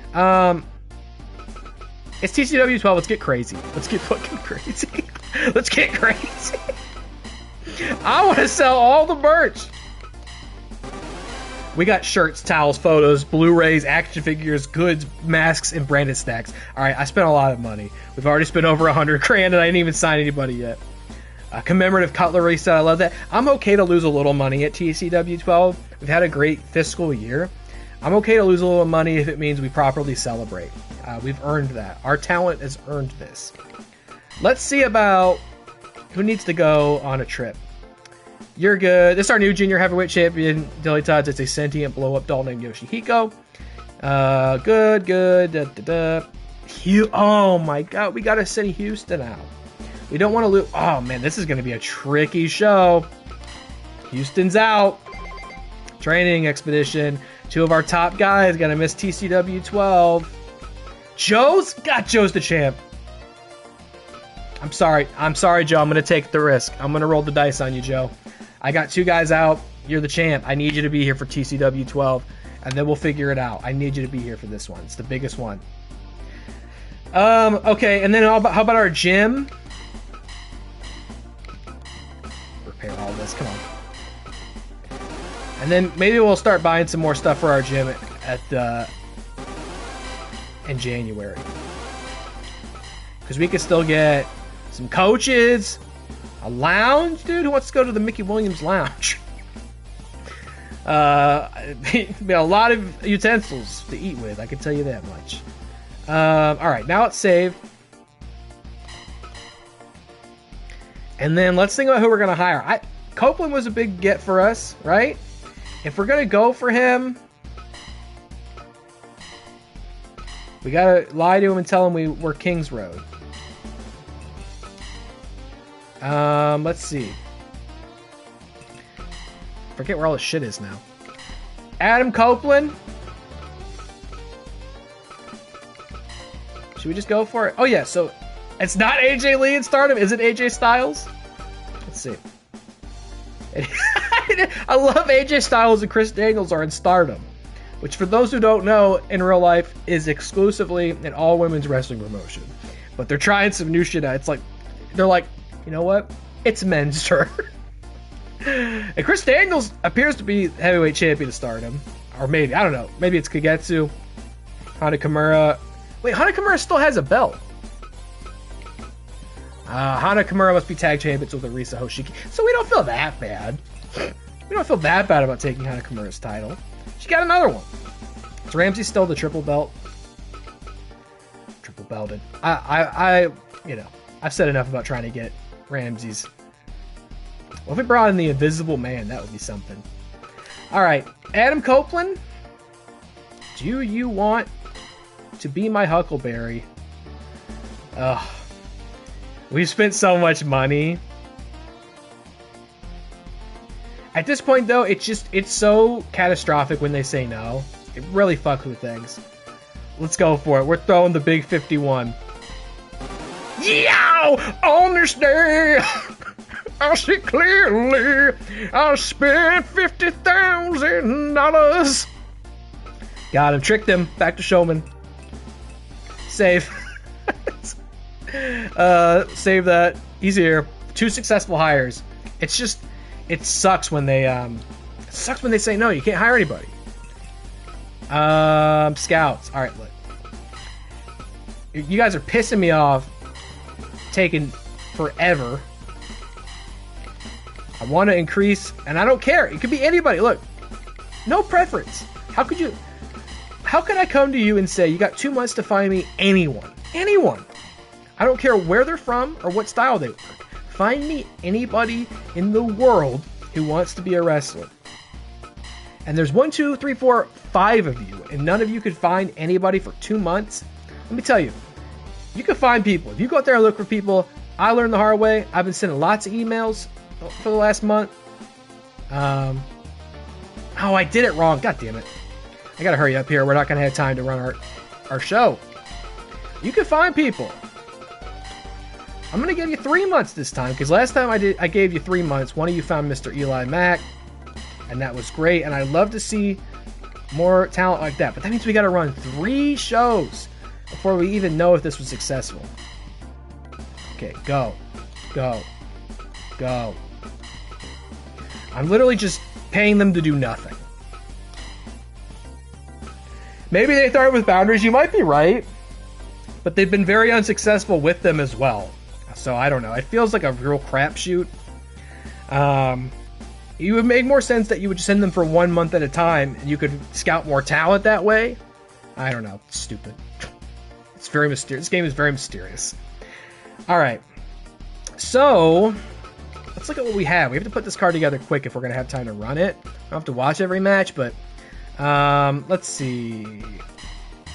Who have we got? All right. Add Adam Copeland to the list of our contracted talent. What a roster we've got, huh? Adam Copeland. We might just give him a world title shot. Adam Copeland is here. We've sent Houston off. Matt Robinson is off. So that gives us how many competitors? 1, 2, 3, 4, 5, 6, 7, 8, 9, 10, 11, 12. So we have an even 12. We have an even 12. Let's start thinking here. And we could send... it would be the fair thing to send somebody to Stardom after we took their belt, but it's TCW 12. I've sent 2 of my top guys off. We needed everybody here. We need them all here. I think I'm going to cut to the chase on this. Heavyweight Championship. He won his debut match. It might be a quick ascent. I think we're going to run Adam Copeland versus Mickey Williams. Huge signing for us. Heavyweight title. Let's do it. Junior heavyweight for TCW. It now belongs to Yoshihiko. Who's wrestling Yoshihiko? Catwoman beat Eli Mack last time. We'll run Catwoman. Give her a shot. We've got... Who else? New tag champs are Bonesaw and Joe. Who's going to challenge them? Bill Bullock's back. Who we got? Who's going to challenge the champs? Do we give Eli a run? Maybe with the tag titles, just to see what... Oh, he's a junior. It doesn't work. He's a junior. Dak's no longer the heavyweight champion. We could try to throw him in there again. Who would he team with? I don't know. Who makes sense? What else do I want to do? Thomas Walker's in there. He's in the Fort Club, but Mickey's busy. Chucky's the Stardom Heavyweight Champion. Who's Chucky gonna face? Should we just fuck it? Let's give Eli a chance to become a Stardom Heavyweight Champion. Chucky versus Eli Mack. Jack Howard's here.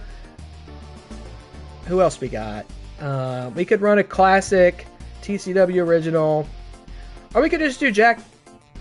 Could we do Jack? Maybe we have to do Jack Howard versus in Dax. It's kind of random, but like maybe that's what we have to do. Trying to make the most of this. Who else hasn't booked? So like, let's see. Let's do that. I don't really want to bring any more outside talent because I spent a goddamn $200,000 this month and I haven't even started booking the show. So Dax and Howard. Matt's off. Dax lost the belt. Maybe the two of them. You know, Dax is the only one who's beaten Bonesaw as champion, so who better than that? Howard gets a rematch. Then we have Thomas Walker versus Bill Bullock, right? Are we missing anybody? Everybody's booked, I think, that way. At TCW 12. Yeah, let's do it. You know, we were dealt kind of a tough hand. And here's the great thing. We're not bringing in any outside talent, so everybody's going to show up, I think. Actually, I don't know. That might not be true. All right, let's save one more time. Might be redundant, but let's save. Let's actually get this match booked. We'll have to start looking at potentially junior heavyweight tag champions. Let's book our event. I wish so badly we could just grab one of these matches for the show. I feel like there would be huge problems if I booked everybody in a barbed wire or landmine death match. I feel like also that would be a really exhausting liability of a show to run, and you know, but like I would love to do, you know, put the Fort Club in something really fucked up and nasty. But I don't. I just it's a weird limitation. It's all or nothing. Why can't you book particular match stipulations in your card without signing everybody up for that stipulation? I digress. Here we go. We've got Thomas Walker, Bill Bullock. This is a TCW classic right here, right? These guys have been here from the start. Bill Bullock, not really any more popular or better in the ring since we started, but let's get him in there. Then we'll do junior heavyweight, Stardom junior heavyweight. Look, it's not even our promotion. It's on the list. Chucky will defend it against Eli Mack. Even though Eli didn't beat Catwoman, we have two titles now. So why not try that one? Tag title match, Bonesaw and Joe. And Dax Harwood was Joe's former partner. This actually is kind of an interesting dynamic now that I think about it. Dax Harwood, let's get him in. That matches Jack Howard better. Dax, a former champ, having held the title with Joe and the only one who's beaten Bonesaw as champion. An interesting sub for Matt Robinson. Then we've got, Jack and Daxter. Come on, son. Put that on a t-shirt. And you bet we did, because we printed a lot of them. We're producing merchandise at a loss this month for sure. Catwoman versus Yoshihiko. That's awesome. That's great that's happening in our league. I love that so much. And then let's see if the Rated R Superstar, Mickey Williams is the champ. Maybe we need somebody with a similar degree of grit and intensity to come in here. The Rated R Superstar. What kind of outfits you got? Who are these guys? This is not Adam Copley. He never looked like that. Some Seth Rollins ass hair. Let's go red and black to disguise the blood, you know? It's an intimidation tactic. If Mickey Williams can't see the blood coming out of Adam Copeland, he may not feel confident. We're in the All-American Urban Small Hall still. What if we charge a little more? No, never mind. Big Justice, covering it. We're good. That's everybody. All right, let's save one more time. Now I had to save scum all day. It's been a great day for TCW. Now we just need everybody to show up. Come on. Everybody's here. Great. Oh, wait, that's not the right button. Hold on. Right? Proceed. There it is. Okay, now let's see if everybody shows up. Final show of the year. TCW Year 1. We're good. Nobody got sick. Nobody's flight got delayed. We're great. We're going to skip this first match. I would love, in the spirit of TCW 12, sit here and watch every single match, but we just don't have the time. How y'all doing? How'd it go? 98%! Bill Bolick! Okay, Bill! Bill may have to try for a title soon. Big Bill. Winning over the Fort Club. We gotta watch Eli and Chucky. And I may regret doing that. I may regret seeing my friend put in this situation. This may be grossly irresponsible. Look at this, Dilly. I don't know if you saw this earlier or noticed. We're in a new venue where they actually have entrances. We have a stage and a ramp coming down to the ring here. We're like a real wrestling show now. Eli Mack, the final People's Champion of WATCW. I was just saying, has not been able to get that big win here in TCW. It's a different landscape. He was one of our biggest signings. God, from the Fort Club. One of our biggest signings. And I'm so happy he's here. But hasn't crossed over into that championship caliber competitor in this promotion. And people are going to doubt this. People are going to say he didn't earn this one. But I know what kind of competitor Eli is. I've seen him do incredible things in virtual wrestling many times. And there's no better way to earn your spot as champion in this promotion than going toe-to-toe with Chucky and emerging not even just with your soul and your blood intact, but a championship belt. Eli Mack could become the Stardom Junior Heavyweight Champion here today, which would still, I think, technically make him a TCW champion. What a win that would be. Chucky defeated Hana Kimura at TCW 11 to win that title. Good grief. Somebody throw that kid an ice pack, because his gonads are in a lot of trouble. Yeah, you come out come away without tetanus. Definitely get your tetanus shot. By the way, if you see a wrestling Fort Club, just get it. If you don't have it, get it, for God's sake. Oh, and Chucky hits the fireball successfully that time. He tried 3 of those against Hana Kimura. She dodged every last one, but still fell victim to the wanna-play pile driver. And Eli is taking a lot of punishment here today. He is going to have to pick up the pace. Chucky is playing games. He's laughing.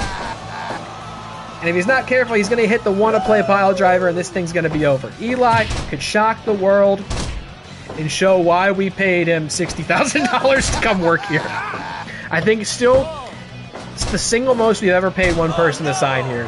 Even more than Yoshihiko and Adam Copeland. Oh no! You know, and look, it's good for TCW that we took Stardom's Junior Heavyweight title, but I didn't feel good about it. I don't feel good about it. I wish I could take more pride in that. But the way it happened and who it happened to and who did it, I didn't feel good about it. So I could at least sleep a little easier tonight if Eli can right this wrong and at least put another promotion's title on somebody who they'd be more proud to see holding it. God damn it. This dude, Chucky. Good grief. How the hell did Catwoman beat this guy? You know, we know he can be beaten. We know he can be killed. It has happened. Look at that. Eli hits a move. Chucky just jumps up and somehow pins him with the 2-9. I mean, this thing is so close to over. Eli's trying his damnedest. And God bless him for it. He always will. Oh, but he just keeps getting dropped. The place where no man wants to be dropped. And also on his head. That's not what I meant, but also on his head. Chucky is just... he's a twisted character, man. And was a huge signing for us. We were thrilled to get him. He's been a big deal for us, for sure. Wow! I mean, better, I guess, that he's here than elsewhere. At least he's a weapon we can utilize, rather than fall victim to. Another attempted fireball. Eli saw it coming, but not the wanna-play pile driver. And folks, I think this thing is over. No, Eli rallies. He rallies Gets out at the 2. There's still a little fight left. And the People's Champ. The man's downstairs is renovated. Doesn't dodge that fireball. And again, it just doesn't seem... I mean, that's got to be it. No! I was going to say it doesn't seem fair. I'm like, obviously it's not. It's not fair to just fucking flies. I've still got these goddamn flies. We got those things now that they're like blue light things that you plug into outlets. Blue light attracts these bugs, and then they go in and get stuck and fucking die. Piece of shit. I'm glad they're dead. I hope they burn in hell. Stunner! Go for the pin, Eli! What are you doing? Off the ropes! Float over DDT! Go for the pin, Eli! What are you doing? You gotta capitalize.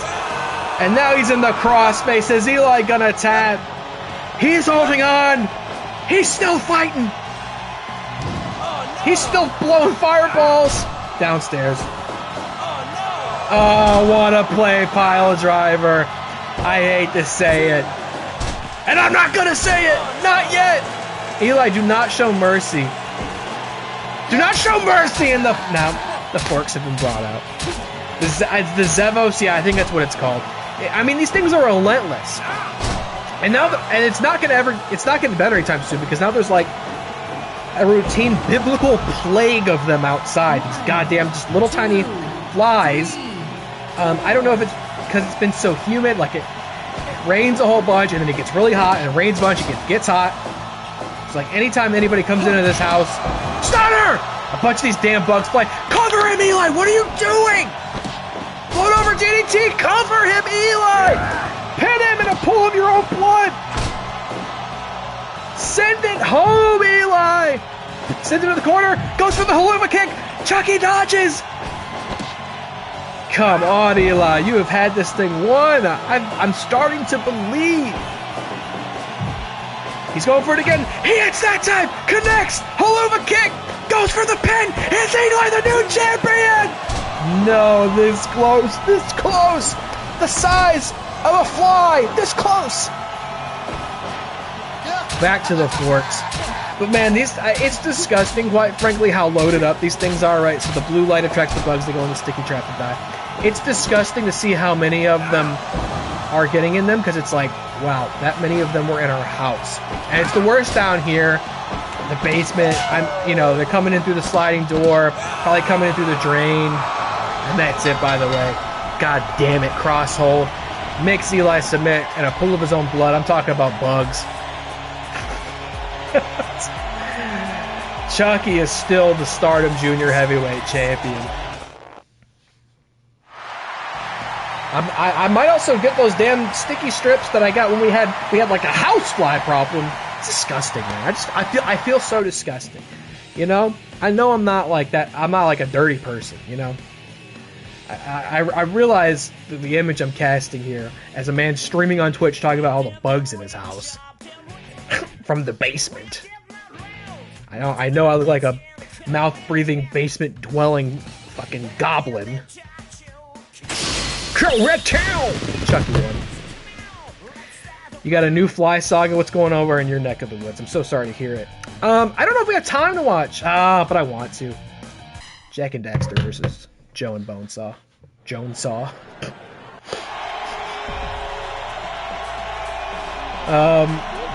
Jack and Daxter versus Jonesaw.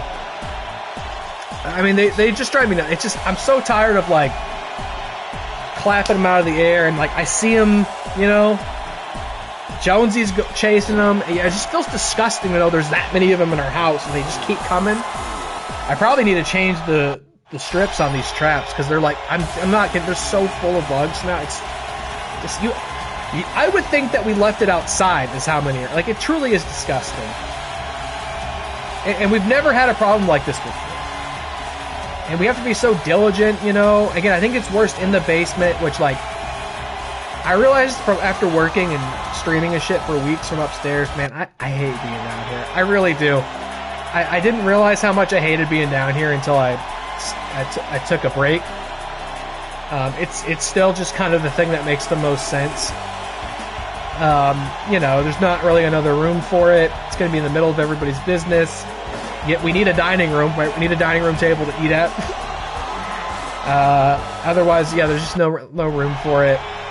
It'd be a burden in the living room, and also it's just not convenient for me to be in the midst of everybody. You know, when I'm working, it's distracting. You know, kids are back at school now. It's not summer anymore, but still, they're home. I'm trying to work. Very distracting, disruptive, and when I'm doing this, that would be distracting and disruptive to everybody else, right? So it just makes sense for me to wander down to my cave. But I do dislike it down here. It's just kind of depressing. It's so drab and gray. It's an unfinished basement. Fucking bugs get in here. Litter boxes down here. You know, it's not a great place for your mental health to be, you know, downstairs all the time. But it is what it is. It really wasn't bothering me all that much until I took a break from it, and I realized, like, man, it's unpleasant. I very much more enjoy, you know, being upstairs, having a window, enjoying the light. It's clean. There's not bugs or litter box, but it is what it is. I don't have any better ideas. If I had better ideas, I'd be pursuing them. But while we're in this space, it's just kind of what makes sense. So I'll roll with the punches as I've done for years. Much worse problems to have. At least I have a space, right? At least we have room in this house. Our next door neighbor was the head maintenance guy and his family of like 5 or 6. He got fired like 2 months ago, and they kicked him out, and maintenance is super short staffed, so they just now are getting to clean out their unit. Apparently they ground cat shit into the carpets and left food everywhere. And the carpet cleaner showed up to do the carpets, and they opened the door and bugs swarmed out of this apartment. The guy who lives across from him said the carpet guys looked at each other and just left. Jesus, man. And that's your next door neighbor. Are you seeing any like residual consequence of that? Like, are they, you know, you share like ventilation ducts or something that they could come through? Like, are you having... Even just knowing that's next door to you is disgusting, man. That's fucked.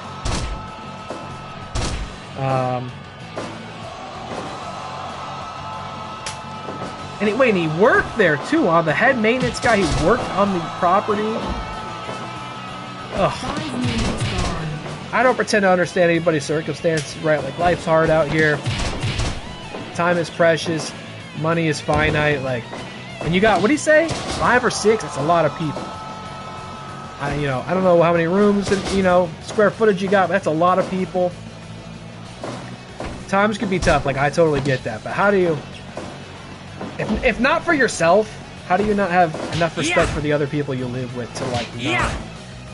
And by the way, I get how hard it can be with kids. Like, it can be very hard to establish the like, social, responsible, like, convention and instinct in them of, like, clean up after yourself. It's a perpetual challenge. I like to think everybody's getting better at it here and more responsible. But you gotta remind people once in a while, like, don't leave dishes behind, don't leave them in the sink, don't leave wrappers behind, close up food. Like, you gotta, you're just always having to follow up on other people's mistakes and stuff like that, right? But I don't know how you let it get that bad. Again, I understand people's circumstances are very, very different. Not everybody is as fortunate. Fucking cat shit in the carpet, bugs are on the house. I mean, how do you not just have enough respect for your own family to not let that happen? Jesus Christ.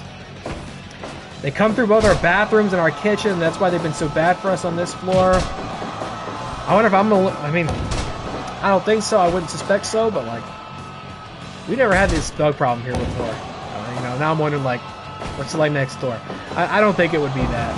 I don't know our neighbors, but... I don't have, but I don't know if you have that perception of your neighbors either, that could be happening over there. You just never know. How's this match going? I've been talking about bugs. Fucking bugs, man. Bug people. They also smoked, and the rooms we can smell their cigarettes in are just full of flies, and it makes a lot of sense. They come across from the plumbing holes in our shared walls and the bathroom vents. Ugh. Y'all should get these things, though. And maybe you already have them. You knew what the name of it was. You should get these traps. Like, I couldn't believe how immediately effective they were. Like, we plugged them in. I checked back like an hour later. There was like 5 bugs in this. And now genuinely dozens of bugs are in these things. It's not the end-all be-all because I still see them floating in here. I was hoping it'd be enough to offset it, right? Like, kill them like this, en masse, and hopefully they die before they live long enough to reproduce, and we could finally, you know, I mean, surely we are having less of them. To see how many have died is like, it's at least comforting in the respect of like, they're not flying around the house now. But it's still not enough. We only have 2 of them. I might want one for every room at this rate. These bugs are disgusting too, man. I mentioned the litter box, like, you know, obviously I'm changing litter and shit daily. Litter and shit, quite literally, but you have to be even more diligent now, because, like, they get in the... It's so fucking gross. You scoop that litter and you see these bugs. It's just... Ugh. It truly has been terrible for my morale, dealing with this goddamn menace. And now I'm back down here where it's worse, so it's like... If we could get that part taken care of, I would care way less about it being sequestered down to the dank dungeons of which I occupy. You have 2 Zevo things, and they're Lion King elephant graveyards of bugs. Yes, you know. We got one plugged in over here. I might want to get another one and plug it in over there, because that's right by our laundry. And so, like, there's a drain in the floor, plumbing. It's right by, you know, it vents out. The dryer vents out to the outside. So, you know, there's clearly going to be gaps in there that bugs would come in. So I feel like that might be a good place to focus. Build another death trap. I made a mistake watching this match. I've not been talking about it at all. We can pause it and skip it if we need to. I just got so hyped up about the story potentially here between these 4 guys. But I've been too infatuated with the story of the bugs in my house. The streamer has bugs in his mouth and his mouse. I don't have any mice, thankfully, at least not to my knowledge. The streamer has bugs in his house. The story is old as time. Do I have a hard stop? I was trying to be done by 1. I can go a little past 1. I got softball at 2. And mind you, the game's like 5 minutes from our house, but what a suplex. It's like 5 minutes from our house, but I want enough time to, like, get something to eat and, you know, make sure my kid's ready to go and has everything she needs. So I don't want to have to end this and immediately run out the door. That's not going to be good for anybody. Oh, what a crazy-ass standing pile driver! That was nuts! Does it even count as a pile driver? I don't even know. So when TCW 12's over, we'll be done. We're almost at 1. The singles matches shouldn't take too long. We've got our junior and our heavyweight title. If this goes much longer, I might pause it, hit skip, and see who won. You know, we've seen a lot of it here. I haven't even gotten into the fascinating story that's being told here. Jack Howard, former tag champ with Matt Robinson, they lost the titles to Joe and Bonesaw. Dax Harwood filling in for Matt Robinson to try to reclaim those titles. Dax Harwood was the former partner of Samoa Joe, in which they themselves had held the tag titles, and Dax Harwood's the only person who's been able to beat a champion Bonesaw. So this is, you know, pretty cool that we could have this match happen. Maybe not under the best circumstances, but we still managed to make it happen, because it does feel like a wild culmination of a wild first year for TCW at 12. There's a world in which this should have been the main event, and it could have been this world. I wasn't thinking in those terms. I'm one of those nasty old wrestling promoters who doesn't take tag wrestling serious enough to put it in the main event. Oh, boom, powerbomb. Yeah. He's going for the trilogy. It was like a whole war on the outside. There's chairs in the ring. I thought it'd be more interesting to talk about the bugs in my house. Can Bonesaw and Joe retain the titles? The odd couple they've become. A combo that's maybe even redeemed Bonesaw McGraw in a weird way. Oh, come on. I thought that was it for sure. And now Dex. No, maybe not. Maybe not. Bonesaw resorts to his dirty old tactics and busts Dax Harwood open with the brass knuckles. It wasn't a fork, but it was still enough to open up and put the Crimson Mask on the former heavyweight champion, the former tag champion. Is Dax Harwood going to be our first Triple Crown champion? I don't know what you would have to... We don't have a third belt for Dax to win. Our other belts are junior belts. We would have to establish a six-man tag title for Dax to win, and I guess that would make him the first Triple Crown champ at TCW. Joe go for the trilogy! Joe did the trilogy on Jack, and that wasn't enough. Jack and Daxter still fighting out here. Dax goes to the corner. Who is going to be the tag champs? I hate to wrap it up, but it's about 1 o'clock now. I'm going to give it till 27 on the counter down there, and if not, we're going to skip it. We've given these boys enough time. I mean, they're about to wrestle a half hour out here. Oh, bang! Discus lariat into the vice! The Anaconda vice! Is he going to tap out? I think he would have tapped out. Bonesaw broke it up. Oh, man, I am invested in this now. I don't want to skip it, but I don't want to have 10 minutes. Get my kid ready for softball. And there's going to be all sorts of wrap-up hijinks at the end, you know, after their first year. Let's go. I'm sorry. We gotta keep it moving. Whoa! Just after 31, what happened? I actually don't know who won. Bone and Joe. Bone and Joe. Retained. And there wasn't much match left, but that's actually, I didn't realize it fast forward through the match. It's kind of fun. Bone and Joe with the big defense at the culmination of that huge match. All right, next match. So it's kind of fun when we skip it mid-match. We get to see it blast through it like that. It's kind of neat. We're going to skip entrances. No disrespect to Catwoman and Yoshihiko. What a match. We got to keep this moving here, brother. We'll see. These singles matches can be quite the gauntlet as well. It's interesting how it does that, right? It's like almost as if the match was like pre-recorded and then it fast-forwards through it like that. You can increase the match speed. That's a thing you can do. I think I have mine at 125%. Like this is running a little faster than it usually would. So you might be able to actually just make matches run that fast by default. It's kind of nuts. Obviously, it would be unplayable. That would only work CPU versus CPU. All right, Yoshihiko was a huge get for us, a worldwide talent and sensation. Defending against the former junior heavyweight champion Catwoman, the only one who's ever successfully defeated Chucky one-on-one. Now Catwoman is once again in the rare position of challenging a sentient cursed doll that holds the TCW Junior Heavyweight Championship. We're just going to have to open up a doll division at this point. I heard of protect the dolls, but here you got to protect yourself against the dolls because goddamn, they are deadly. Deadly Dolls would also be a great tag team. If Chucky ever wants to leave the Fort Club, Deadly Dolls. We could definitely start a junior tag division off that. And I, of course, want to do Chucky versus Yoshihiko. We should start building towards that match next month. We should start, but like, we don't do that until TCW 24. It's the once-in-a-lifetime build for an entire year. Until finally Yoshihiko and Chucky collide at TCW 24.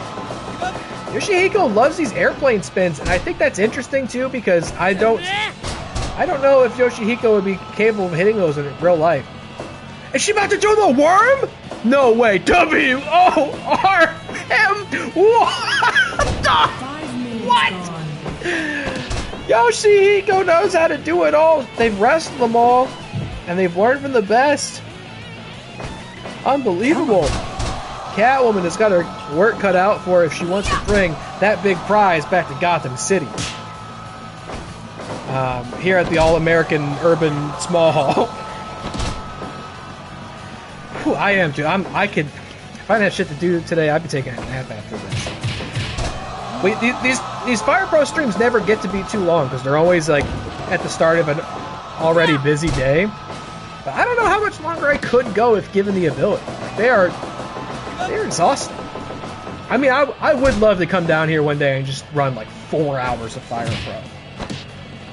You know, it's like so much can happen, but by the end of it, I'll feel like not enough happened. Like I want to see the roster grow.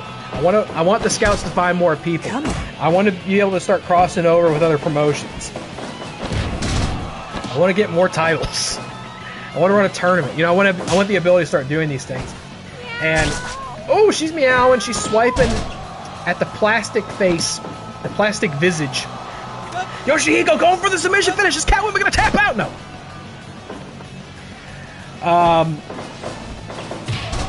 Shit's gonna open up for us. That's why I'm also like, I have to kind of hedge my runtime here today because it's gonna give us some interesting options at the end once we've concluded our first year. I think. I don't know if we have to get into January for it to happen, but I know some stuff starts opening up after a year. And what's also exciting is at the end of the year, I think we have the capability of maybe going up the ranks in the promotions. Right now we're on the bottom, you know, we're the new kid on the block. We're the little promotion that could. Fighting our way up. But I gotta say, by the way, no disrespect, I mean, we've been peaking at Waffle House and Stardom and other people on that, you know, hemisphere of the list, TNA. I have noticed that nobody is signing other talent. Like, it tells us at the end of each month when another promotion signs somebody, and it's a snail's pace for everybody else. They might sign like one person every 2 or 3 months. It's like, I don't know if they just don't have the psychology that I do as a booker and a promoter. They don't have the finesse and the vision. If they're maybe offering contracts to the wrong people and getting turned down, maybe they don't know that they can switch the match style of the promotion to deceive talent and then lock them into contracts. Maybe they don't know this one simple trick that will blow your mind. But I think we've got to be due to come up. I mean, we've got to be running better shows. We've got a crazy locker room of talent. We've got to be making more money.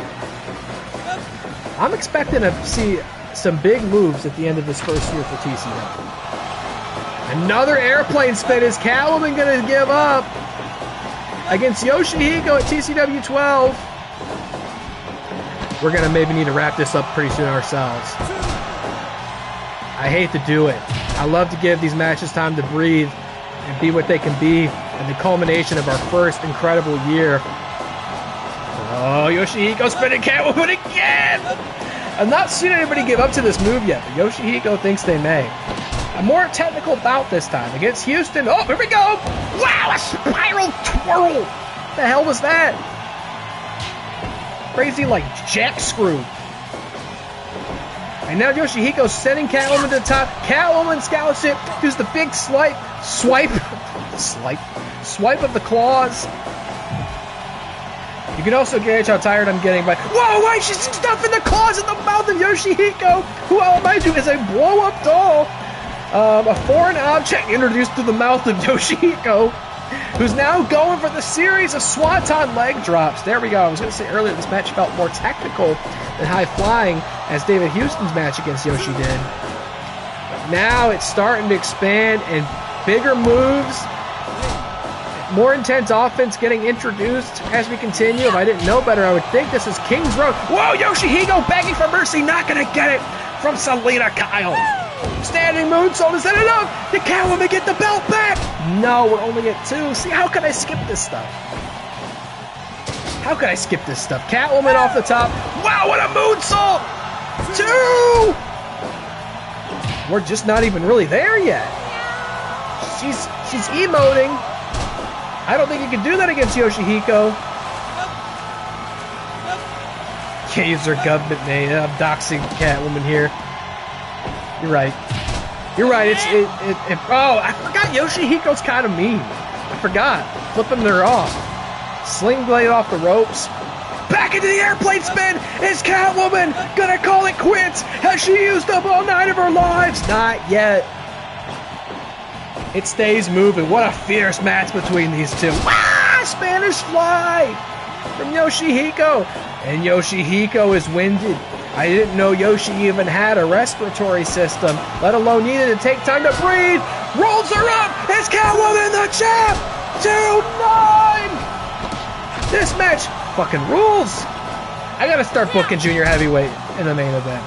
I feel like we're seeing the best matches of the night come out of this division time and time again. Just because it's junior doesn't mean it's less. 2! Catwoman's the champ! The two-time cartwheeling Catwoman is once again the TCW Junior Heavyweight Champion. She is 2 for 2 in defeating possessed dolls wielding the Junior Heavyweight Championship. She has done it twice and is the only one that has done it. Her unique life experience has prepared her for foes that others have never even conceived could exist. And in doing so, she is once again TCW Junior Heavyweight Champion. Just fantastic. And now here we go. We're going to skip the entrances. No disrespect to these competitors. Oops. That woman does know her way around a doll collection. Haunted or otherwise. Here we go. Adam Copeland, the rated R superstar.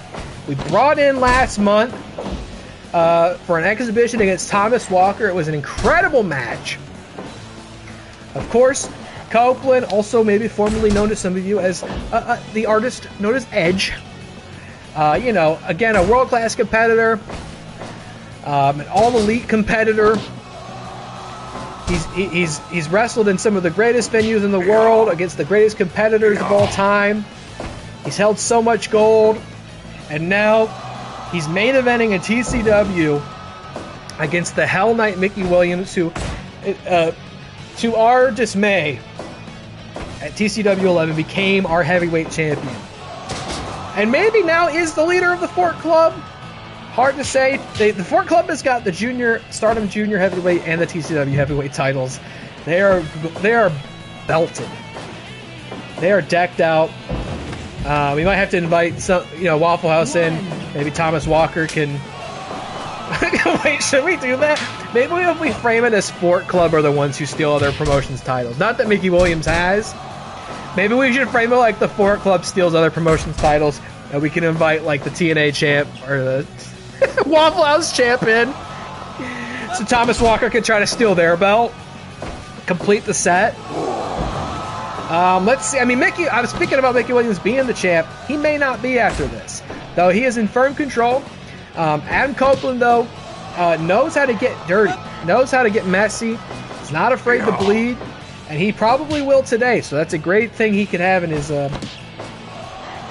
arsenal. They're a bunch of Forky ferrets swirling away all the shiny shit they can find. Do you think I could get Forky from Toy Story in this game? Do you think that's in the community space? God! I'm gonna look right now. Hold on. I wonder if anything comes up for Fork. Let's see. Fire Pro Wrestling World. Net. God, he's biting him. I'm gonna look right now. Let's see. How do I have to sign into my PlayStation account to look at it? I'm gonna look at it on my phone. I should be signed in on my phone. I regularly check. Of course I do. I regularly check the Fire Pro Wrestling World site to see what new characters have been added on like a weekly basis. And to my surprise, there's almost always something of interest that I would want to get. Let's see. Wrestler. I'm just going to type in Fork. What comes up? Nothing comes up. Wow. You guys lucked out, because if there was like a sentient Fork man in there, game over. I thought maybe Toy Story's own Forky could be available. You never know. There's sometimes when I look something up and I'm like, that's not going to be in there, and then there's like 2 of them. It's the advantage of having a community creation space open and thriving since 2017. For 9 years, you can find some interesting stuff in there. All it took was for one person in those 9 years to have the idea of putting that thing in a wrestling game, and there it is. Yeah, it's true. Every time Mickey's in the ring, wow, Forky gets a cameo! What a superplex to Edge! I'm sorry, Copeland! Adam Copeland has an opportunity to add a real prize to his already illustrious trophy case, that being the TCW Heavyweight Championship. But Mickey Williams is dominating. Fork is... Oh, you think maybe the fork... There already is a sentient fork, and it's the one they use, and it talks to them? There it is right there, introducing the president of Fork Club to the scalp of Adam Copeland. What does he call it? I'm so... Is that execution there? Can't call it that anymore. I don't know what he calls it in AEW. Copecution. Oh, off the top. Copeland, be careful. Your knees. Oh, maybe didn't quite get all of it. But he does have the advantage on the current champion. He's trying to convert Copeland. Unprettier. Shades of his tag partner, Christian Cage. Did he do it? Is he the champ? No, Mickey kicks out. Singapore Kane sitting ominously there by the ropes. Blood all over the mat, uniquely belonging to Copeland and not Mickey Williams. Can Copeland become the champ and save us from the Fork World Order once more? Oh, he went for a superplex. Mickey saw it. Mickey's just got so much more gas in the tank. Double axe handle off the top. And we can count ourselves lucky he doesn't introduce a literal axe, though he just about has there. Goes low on the Rated R Superstar, who's... I mean, that was my logic. I was like, Cope's the Rated R Superstar. Certainly he can fire back with something from Mickey Williams. But he has been in at a disadvantage this entire day. Once again, getting served up like a plate of lasagna, family style. Good grief, man. I mean, it's one thing that you can use a fork. Could you maybe do something else? You know? At least do something else. Copeland brings up Mickey, goes low again. This is tough to watch. Locks in the Cobra hold, and that's it, and it really wasn't close. Copeland was a massive signing for us, but maybe still wasn't quite ready to sit at the top of the card. And TCW 12, our first year, concludes with Mickey Williams as world champ off the King Cobra hold. God damn it all. Whew, that's a dark ending, right? That's an Infinity War ending leading into our end game here. Catwoman is the junior heavyweight champion. There we go. We got more, and two of the three of Fork Club are holding titles. Great show, full house, great average match rating. AJ Styles is the Stardom champion. Is that worse than Chucky being the junior heavyweight champion? We spent a lot of money. We made a lot of money. We could send a tag team to AEW. I'm not doing that. I ain't got the roster to send two people to another promotion. Thanks, though. Sorry, this can't be done. Here we go. Ooh, annual results. That's so scary and ominous. Look at this. We spent $1.3 million. We made $1.7 million for a total annual profit of $791,000. We're in the green, baby. How many wrestling promotions get to be this in the green after their first year? Has it ever happened? Oh, here's a ranking. We went up twice. Look, we usurped Waffle House Championship and Stardom to become the number 7 promotion.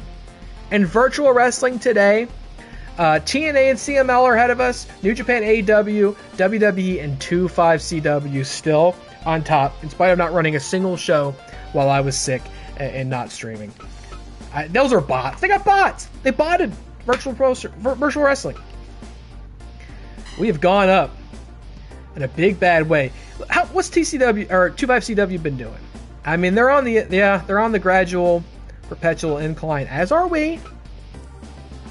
Or wait, no! Wait. Oh yeah, they are. This makes it look like we've just sort of flatlined, but that can't be true. We've gone up. Have people gone down? Looks like New Japan's gone a little down. AEW's gone a little down. WWE's gone a little down. 25CW, yeah, they are on the perpetual incline. It says we've been just sort of plateau, but that empirically is not true based on what we just read. We got to keep seeing that incline go up. I mean, we should. We are over. We should be over the other promotions we usurped at least. But okay, whatever. Rankings are finally up. We always aim to outdo ourselves, boss. Check rankings from the records. Help menu. Ready to go back to work. Yes. What else you got? It's a new year. It's a new year. Yes, it is. Year 2 of TCW. Oh, look, it's me. We did it. I've got the ribbon and the trophy. Happy New Year. Your promotion ended the rank. You're ranked at 7th place. I got to get a screenshot for the thumbnail. Great. 7th place. Not bad considering we started the year in 9th. Let's set our sights even higher than last year. David Houston's back. Wait! After one... How did that work? I gave him 3 months. But Shinbito found somebody named Ellen in Latin America. I don't understand how this works. They found someone named Ellen. Boss, we're living the dream. Someone wants to offer us a sponsorship. Who are you going to go with? Let's see. I believe we don't have the luxury of a choice here. We're going to go for Mascara Dorada, a sporting goods store. Boasts an extensive line of sports equipment. Their martial arts section will knock you to the floor. Production cost of masks is cut by 10%, and they give us $10,000 every month. Mascara Dorada, welcome to the team. We get to pick 4 sponsors. And one of them's Prince Pepperoni. For the piping hot pizza preservation technology. So here's what's cool. You can see how much money they give you, and they all come with different perks. We get to pick all 4. We don't have to read this. Prince Pepperoni, Jumbo Mart, Monster Gains, and Inspiration Sportswear. They all are going to give us a month or money every month because we're going to print all their logos all over the ring. Prince Pepperoni gives us $1,000 a month. Jumbo Mart gives us $4,000 a month. And our goods production's cut by 10%, and our match evaluation has to be 50% or more, or it violates our contract with them. That's no fucking problem. $300 from Monster Gains. Probability of wrestler being injured is slightly decreased. And look, we got all these buffs. Inspiration Sportswear. Production cost of t-shirts goes down, and they give us $2,000 a month.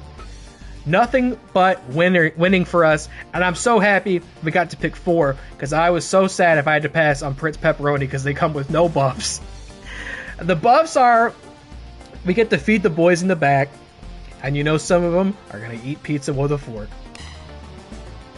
Beautiful, look at this. Oh, we're going to be looking like a true Japanese promotion, or I guess WWE at this point, because we're going to have all of these logos plastered all over our ring. And we're going to make $17,300 a month off of that. Wow, has it already been a year? I wonder how we stacked up in the rankings. We already know. It'll take us time to stand toe-to-toe with the big names in the business. Let's take it month by month and work smarter, not harder. Sponsorship contract is a major first step. Once we're popular enough, the big companies will be banging down our door. You hear that? Opportunity's knocking. Let's make this year one to remember. Let's see, No.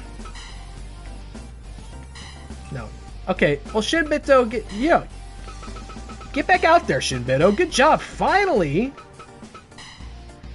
Another 2 months. Let's give you 3, I guess, right? I like how we say make offer, but they don't really do that. They just introduce them to the industry. They don't make offers on our behalf and sign them for us. Get back out there, Shinbito. Good job. Enjoy a piece of pizza in the back. Latin America. Dilly Todd's called it. Ellen Ripley, a stoic wrestler who is not very popular in the region and has okay stats.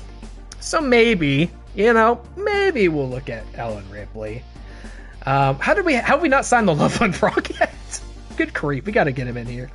Sheamus, I remember being somebody I thought about. There's an abundance of options. We can get Mimir. He's just a severed head. We got to at least bring Mimir in for a oneer and see how that looks. Soul Butt? Signature move is Soul Butt. Curious. I don't remember her dispatching that against a Xenomorph. Fantastic. Look, I wish we could do one more show so we could see what our beautiful ring now looks like, as it's bastardized by the scourge of capitalism, but we got to make money, and that's all we've been doing. Prince Pepperoni has got our back. I want to. Can we bring Prince Pepperoni in as an actual wrestler? Can we get a Prince Pepperoni mascot to come out and wrestle for us? I miss Waddy, but I'll take a Prince Pepperoni mascot if we can. That's it for me. I got to wrap up real quick because I got to be out the door in like 30 minutes. We went way over. What else is new in Fire Pro? One of these days we'll be able to. I've never streamed this game at night. I'm pretty content to just kind of maybe make this be my game for the rest of the month because I got big stuff coming up in September. So I might just. I mean, there's not much of August left. I might just make this my game for the rest of the month. So when we can stream, we can play this, and we can continue the adventure. But we've concluded year 1 of TCW. What a year it's been. The Fort Club continues to dominate, and we may have to invite another champion from another promotion to see if Thomas Walker can complete the trilogy. Ellen Ripley's been introduced to the talent pool. We've got sponsors. We're making money.